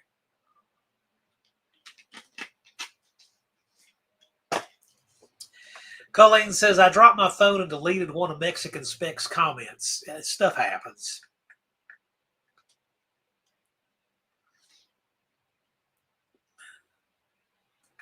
Vintage Venture Drive says, I couldn't tell you. I'm not a big Chevy guy. I know more about the Ford and Dodge trucks. Yeah, I don't know much about Chevy trucks either.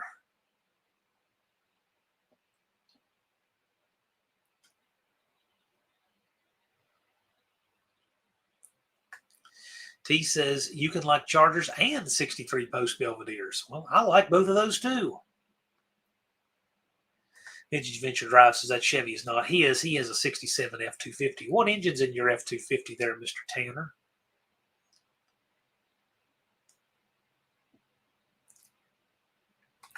The Napcos are cool, kind of like GM's high body. I would agree with that. Diecast Dreams Vixen here. He heard 62 Lancer. Someone talk. Well, Scott's talking about that one he has. He wants to do something with now. We'll see. Vintage Adventure Drive says his 67 F-250 will have a 390 with the MP 435 transmission, Dana 60 with a 410. Yeah, sounds quite reasonable. What's in it now? Does it have anything in it now? Danny Boyd loves the Curly Q manual floor shifter and adjusters. Yes, I do think they're pretty cool.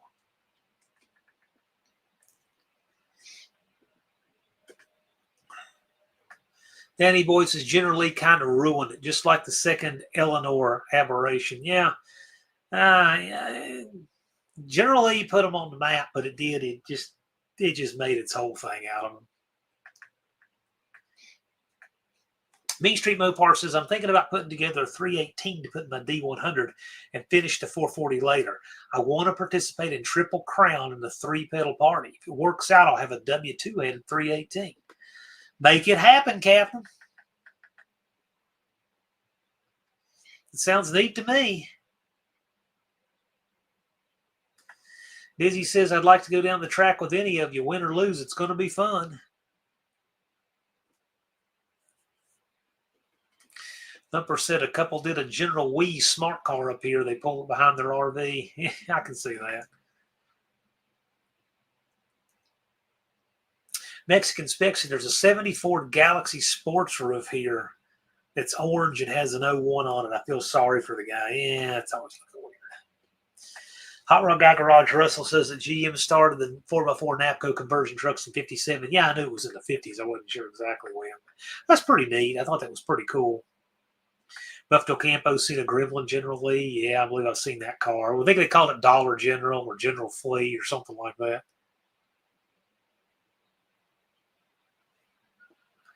I'm going to go out on a limb, Mexican Spec, and think the reason she knows you deleted the comment was because it was there before she dropped her phone, and when she picked it up, it wasn't. Or saw it was deleted where it had been deleted or something.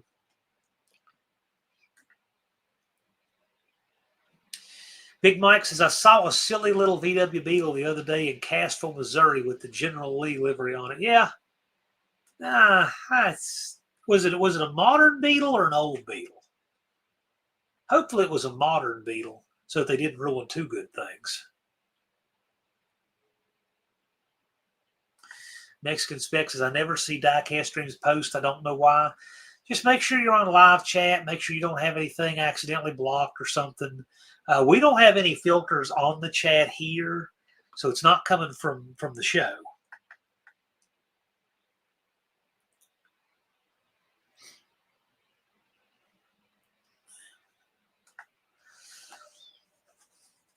Danny Boys says, my buddy had a beat-up brown 7074 Charger, and he spray-painted 01 on the doors, circa 2000, 2001 maybe. That's terrible when you have a car that's close but not right. That's worse than anything.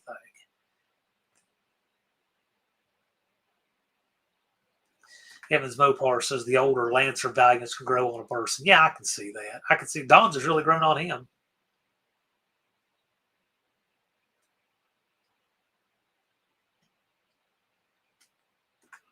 Clint Street Machine says, I have a 66 satellite shell in East Tennessee if someone needs a race body. 66 satellite Clint has.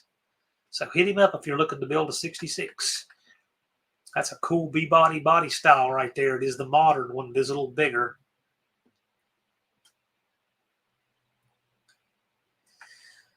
Left Turn Dodge says, I grew up loving the Dukes and General Lee. I love the second generation Chargers, but found that I like the third gen better.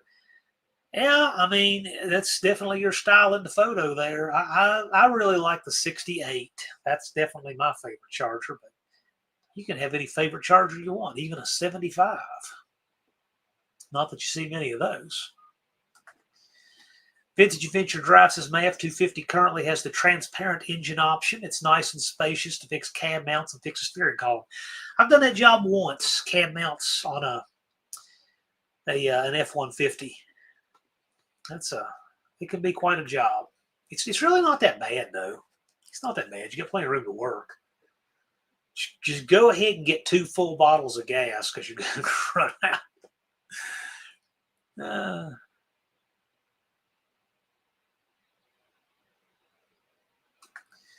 Thumper says, I'm going to try to sign up for sick Michigan miles in the morning, so it might be a very long summer for me. Charger 383 Mopar says, I had a jade green metallic 79 F-150 a long time ago. It was a great truck. Had a 300 inline 6 with a 3-speed, no overdrive. Sold it and got my 70 D100. Okay. Yeah, a lot of people like that 79 F-150. And I'll plug a channel on here. I'm sure a lot of you guys have heard of him. The Dent Depot. He does the 73 to 79 Ford truck content. Lots of really interesting trivia facts about those trucks on that channel. His favorite is the 79. They are cool trucks. But, yeah, check out Dent Depot. I really like that channel. That guy does a great job with it. He's in Pennsylvania.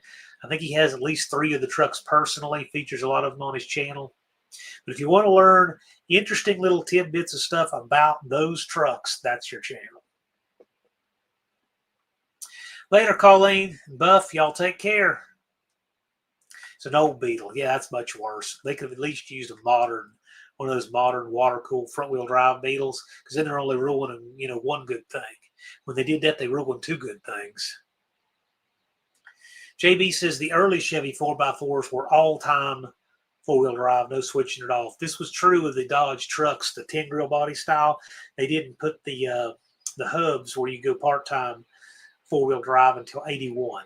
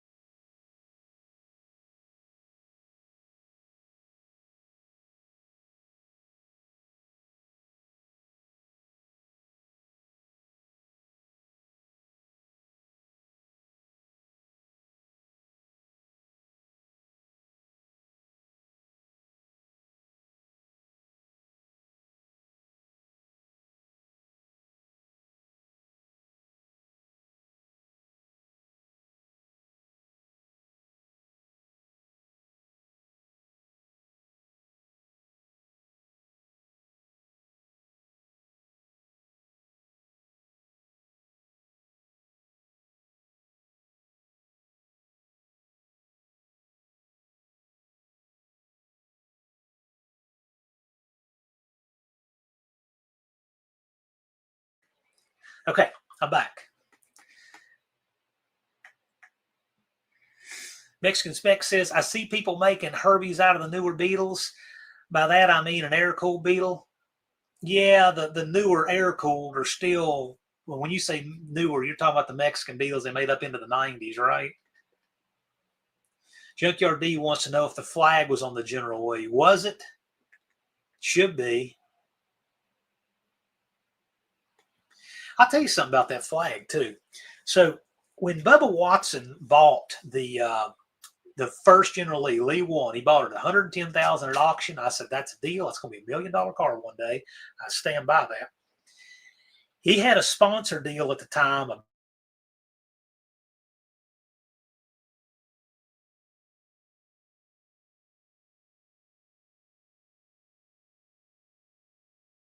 big sponsor deal. He said, I'm taking the, now we buffer. Okay. He said, I'm taking the flag off of that General Lee. Lee 1. Okay, we're talking about the first General Lee. And they'll put an American flag on it. He said all that stuff. And I think he even made a vinyl magnetized flag. He covered it with. He never took the flag off that car. He's like, no way, I'm not really doing that. He just said he did because I think he had a $4 million sponsorship deal. But anyway, once he retired and didn't have the sponsorship deal, he's like, okay, now I can just take that thing off and admit that I left the Confederate flag on it the whole time. So for anybody who thinks Bubba Watson defaced the original General Lee, he did not.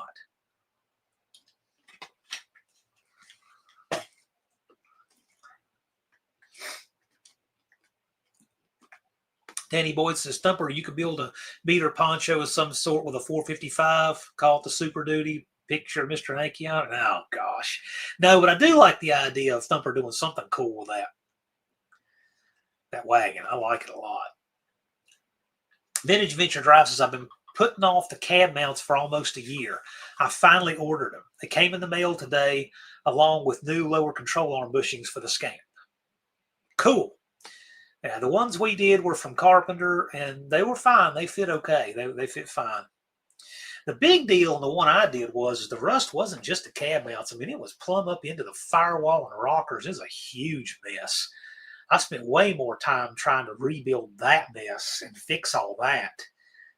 I mean, even the flange where the cab mount sat was rotten.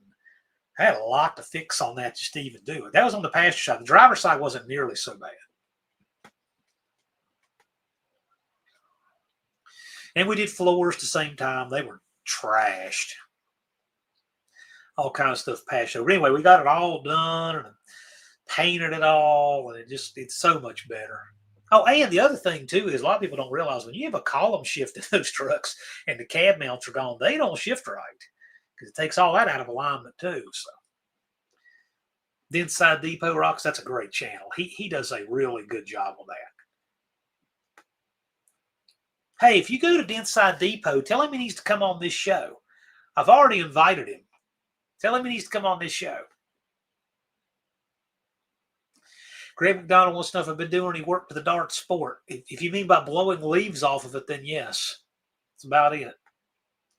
Yeah, you didn't hear anything. I had to go on mute. I had a call I had to take. Sorry about that. He doesn't trust us. What is it with you conspiratorial people? No, if I take a phone call, I don't want to just do that. If then people complain because I did that, I'm not going to do that. I was giving somebody directions who was lost. Left turn Dodge. I want a super solid 72 Charger SE, disassembled roller, missing the 318, both fenders, windshield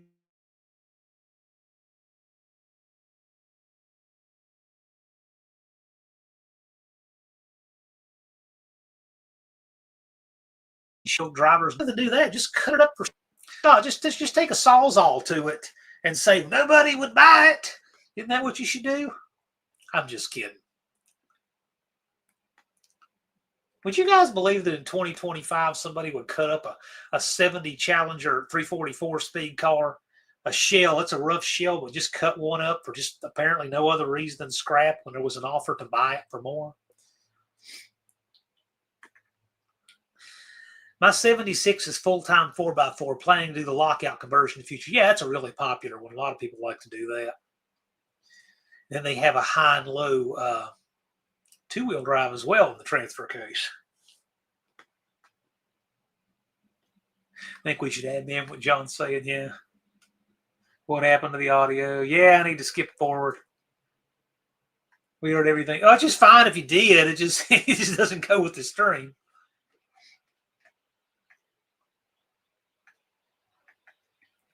Left Turn Dodge is interested in that. Yeah, I'd like to see something good happen with it. Oh, by the way, that 72, I had a friend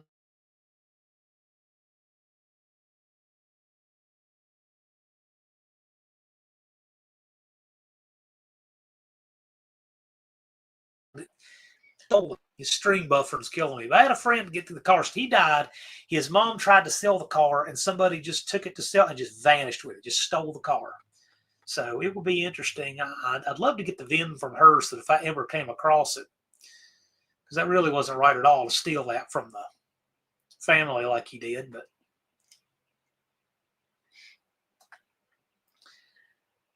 when my cab mounts went, the fronts, it messed up my 3 on the tree. Yeah, it can. My buddy Jonathan's that we did the cab mounts on was 3 on the tree also. It sure can. So you don't want those to just fall apart. He actually had his done once before, but they did a slip-on cab mount on, I believe it was the passenger side, and they did not do a cab mount on the driver's side. He says, "Well, I know they did. I paid for 2. I have the receipt here." I said, "I don't care what the receipt says. I'm looking at it. This is a factory cab mount. Nothing else. This is a factory cab mount that was done at the factory. They did not do the one on the driver's side. So the first one we put on was on that driver's side. The second side had a slip-on on it. We took all of that off and did 2 new ones. It's much better.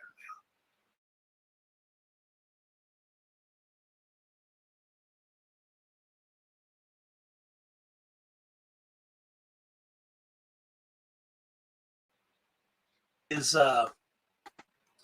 203 transfer case is the full-time 4-wheel drive, chain drive, and then of course the 205 is the gear drive divorce transfer case like the Fords and all had.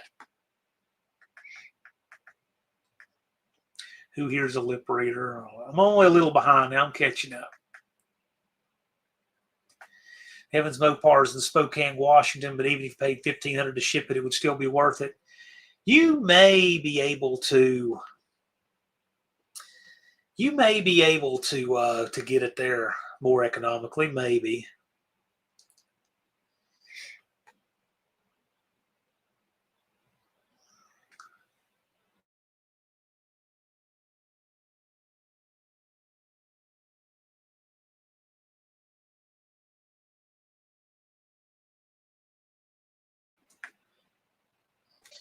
Did y'all hear me saying I think it was going to buffer again because it wouldn't let me highlight a comment? That's how I know it's coming. Don says, "I'd love to run that car in your emoji. I dress mine as petty." Yeah, he has magnets he keeps on his refrigerator with the 43s on there. I think that's tribute to the mini stock stuff that was done in the petty era with those cars because they were considered compacts back then.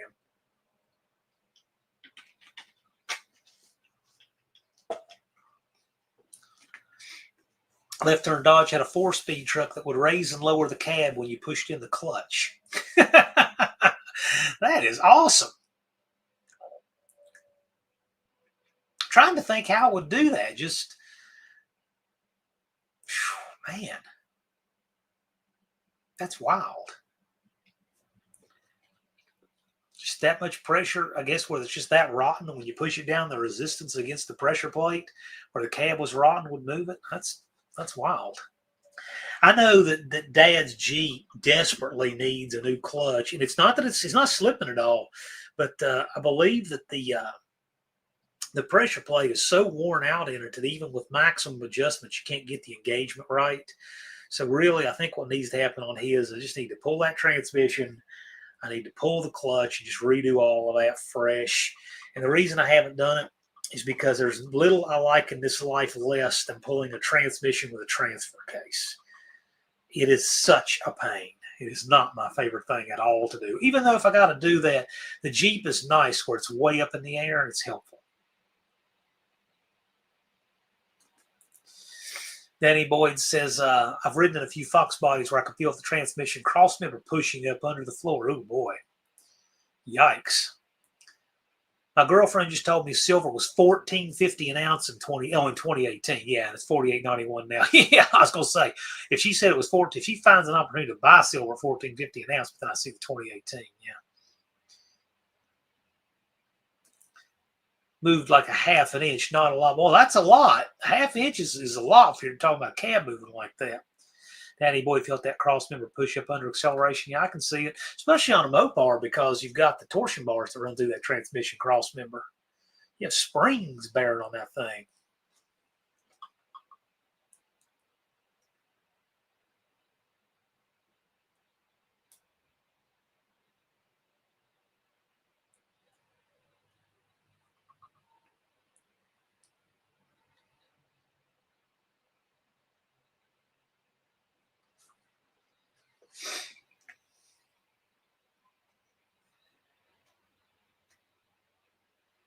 We know not to leave them on the van in the heat. Left marks on the. Yeah, those magnets aren't good. They do scuff up paint stuff. I think Don paints his with appliance paint, that white on his. Thumper said, I had an F-150 4x4 that had to push the back of the cab forward so the door would patch. Just had a tiny bit of rust. The worst I dealt with was Dad's Jeep. That metal factory hardtop is so rotten that all the way from the door, all the way back to the tailgate is rotted away. And I really wanted him to let me fix the door jamb on it because it has those metal doors before it got so bad. Well, everything was in alignment. He, of course, wouldn't let me do it. And so anyway, after he was gone, I had to fix it because the passenger doors kept flying open. And it was all because the jamb wasn't there. It had nothing to do with the latch or any of that. You guys probably saw this on my channel. So I wound up having to take ratchet straps and all kinds of stuff, pushing and pulling that metal back to where it was supposed to be. And when I finally got that jamb lined back up, I could weld it in place. And then the door stayed shut when it was supposed to and everything. But that was something. Yeah, it's always better to fix it sooner than later so it doesn't... No, don't try Franklin Park. Come out of Franklin Park, make a right, and then make your next right.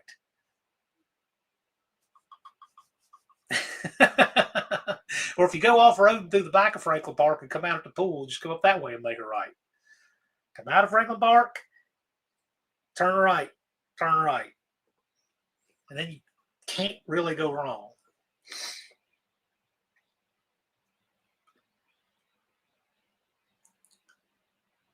There you go. Now we know. The old cab on my truck was so rusted above the windshield that I removed the glass. An intact seal with little effort took me probably close to 2 hours to get it successfully in the new cab.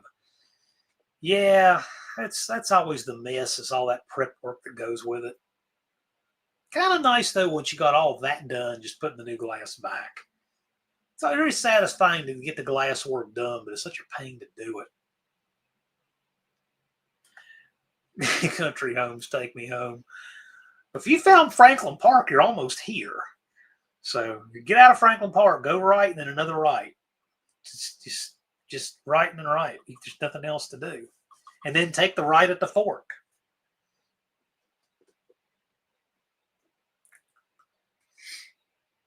Howdy, Mopar Den. Glad you're here, man. Been looking at your vehicles for sale. Yes. Mopar Dennis. Dennis, tell us about what's in your thumbnail here, this Jeep right here. Looks like a CJ7, the Renegade package. Tell us about that thing. That's cool.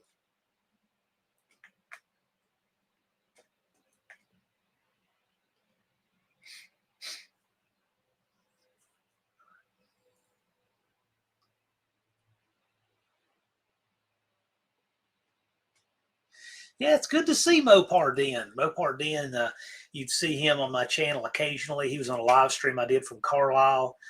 Good dude. Hope to see him around more often. Doing a lot of Jeep stuff these days, but I don't know if he still has it, but he did have a really cool, like a 72 Satellite. Really nice, low mileage car. If you'd like to see Mopar Den at the No Name Nationals, let him know. We'd love to see him there again. He says it's a 76. It's in project mode, but when done, we'll hope to be like the pic. Okay. Feel free to send me a picture. I'll put it up on the screen. If you want to text me a picture, I'll put it up. I like the 76. Dad's, of course, is a CJ5. The 5 and the 7 overlapped a little bit. I think the 5 ended in 83, and the 6 ended in 86. So I think the last 3 years you could only get the CJ, not the 6 or 7. CJ7 I think went from 84 to 86, although you could get it back as far as in the 70s. I like the short doors of the CJ5, but if I'm perfectly honest, the 7 is easier to get in and out of. But Dad likes those short Jeeps. He had 2 of them, and I'll tell you, the CJ5, as short as that thing is, it looks like a stretched wheelbase compared to Dad's 53 M38A1, because they stretched the Jeep twice. They did it once, I want to say in 55. They made it a little bit longer, I think. I'm not entirely sure. But I know for sure that in 72, they made it 3 inches longer where the front fenders are. And they did that so that AMC could put the inline 6 in there. Vintage Adventure Drive says, Mopar Den, make sure to come to No Name Nationals 26. Yeah, we'd love to see you there. Your knees will like the CJ7 door better. Yeah, that 5 is no fun to get in and out of. Now, my dad would do it. But he had little short legs. He could get in and out of that thing a whole lot better than I can.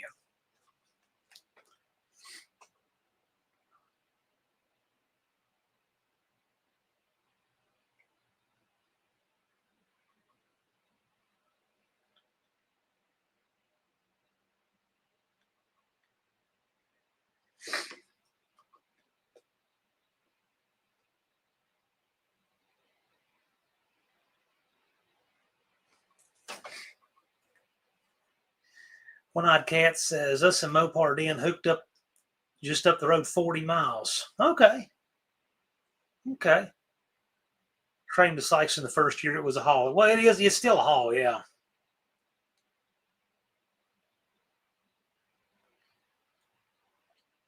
They were the first No Name Nationals road trip, maybe. Lone Wrench Garage, yeah, you guys, the first timer perspective from the No Name Nationals. He's got his premiere here coming up at the top of the hour. So if one of our mods would like to drop the link for Lone Wrench Garage's premiere, that would be appreciated. Mopar Den says, having watched countless DC's videos that help with both plans and motivations, did us Collins' videos, yes.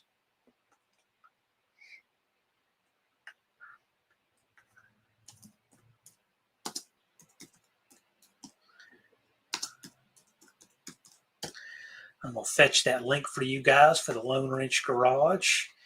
His premiere coming up. Is it scheduled?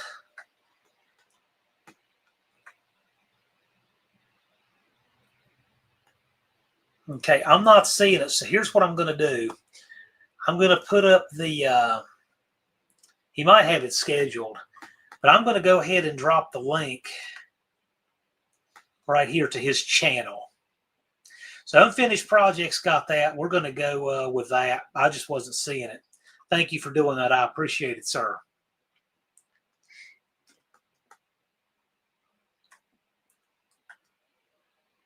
Oh, Unfinished Projects lurking, though. I said one of our mods. I didn't necessarily say Colleen.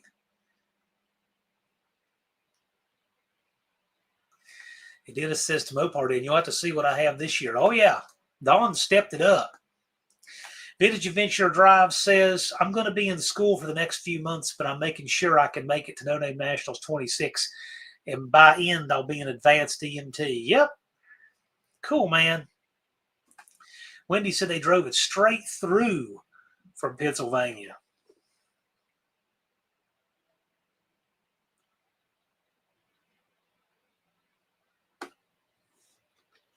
That's a long drive going all the way from New York all the way through, well, Pennsylvania, and then Den did it from New York. Mopar Den says, can't wait to see it in person. Oh, yeah, it is very cool. I'm going to tell you, Mopar Den, if you saw that car a few years ago and now, you'd be really surprised. They've done a lot with that thing, a lot. That value has come a long way.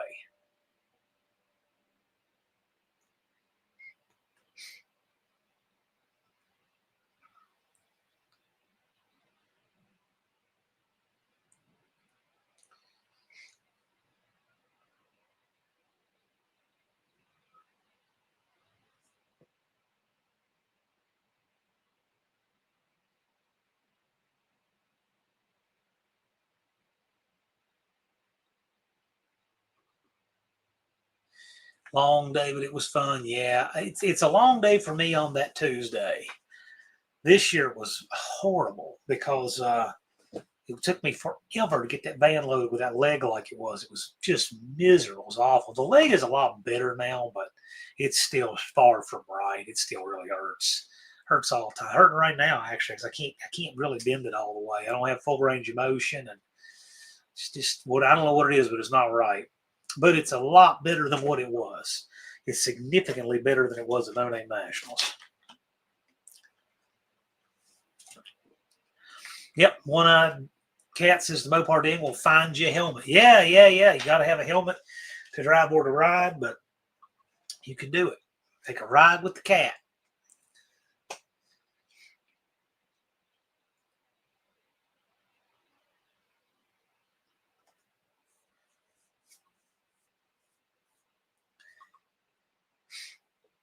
Vintage Adventure Drive says, my trip to No Name Nationals was one of my favorite parts of the experience. Driving that truck through all those states with my car on the back was such an amazing experience. And I did it with paper maps. I can see you doing that way. You were the most analog youngster ever. I can tell you, I like paper maps and I am old school, but man, do I like modern GPS. Because for a person like me who has no sense of direction, it is the best thing to have for me. JB says, Lars and I will be there again to help next year. I greatly appreciate you guys. Couldn't do it without you. Yeah, I have no sense of direction at all. My friend Bob has great sense of direction. That guy can you could drop him out of a plane in the woods and, on another continent, he'd know the way home. He's just one of those people. I do not have that at all. What I do have is GPS.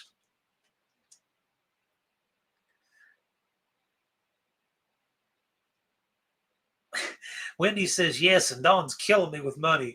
But what is love about as long as the bills are paid? Y'all have a great attitude. I'm really happy for you. Yes, Thumper. You know what? I've been taking that because I'd taken chondroitin glucosamine, but there's the MSM. But I'm telling you what, it does make a difference. I've been taking that every morning. It does make a significant difference. I'll give you that. Thank you, JB. I appreciate that. Vintage Adventure Drives only asked for directions once when I pulled off an exit too early. Yep. Ginger's asking, why do these new cars say check your surroundings for safety, knowing good and well when you back up, it looks like you have 10 feet when you really have 10 inches. That's camera perspective. Just make sure you're covering the brake. Unfinished Project says, I have a love-hate relationship with GPS. Mine usually does pretty good until the last turn. Yeah, well, the last turn, you're usually running right up on your destination, and sometimes it's not coded very well.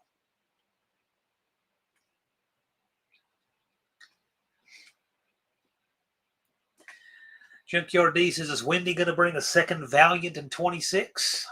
Good. Be logistically the thing about getting there. I think what it means by checking your surroundings for safety is not to keep from hitting something. It's to make sure you don't have, carjackers and stuff around your car. We live in a boringly safe and quiet place here now. I had a lot of people ask about my car in Arkansas. That state impressed me. Arkansas, I've been through Arkansas once and then to Arkansas once, if that makes any sense. One was just passing through. It's interesting. I mean, admittedly, I don't get to see too much of it just going through I-40 and whatnot. But boy, one of just Mopar Joe's was interesting. That was interesting. Yeah, speaking of Joe, I say his name and he appears. Yes, that's the only time I actually went to Arkansas and spent any time there was going to see Joe a few years back. That was interesting. Can't say that I'm super eager to go back to O'Reilly and Brinkley, but it was a lovely place. Truly it was.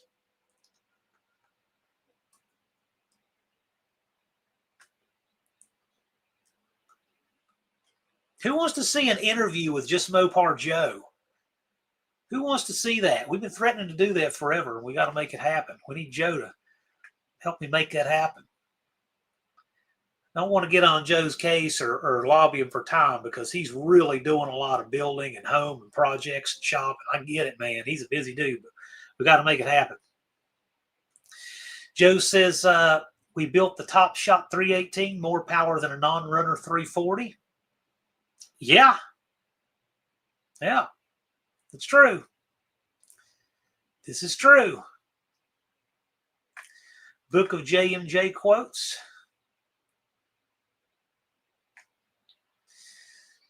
Well, guys, we're at our time. I want to thank everybody for coming out tonight. It's been a lot of fun tonight. The time has flown by. I appreciate all of you guys. Do know that probably the next time you see this paper, it's going to have a number on it. Just saying.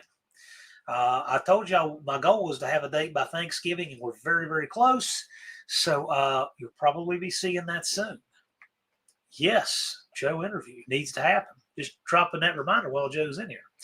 Also, right now, Lone Wrench Garage is premiere. He should be in his 2-minute countdown right now, so I'm wrapping it up. Make sure to catch Tuck Talk Live on Wednesday on the Slant Daily Garage with Professor P in Dallas. And with that, we are out. You guys have a great weekend, and I will see you guys the day after Thanksgiving.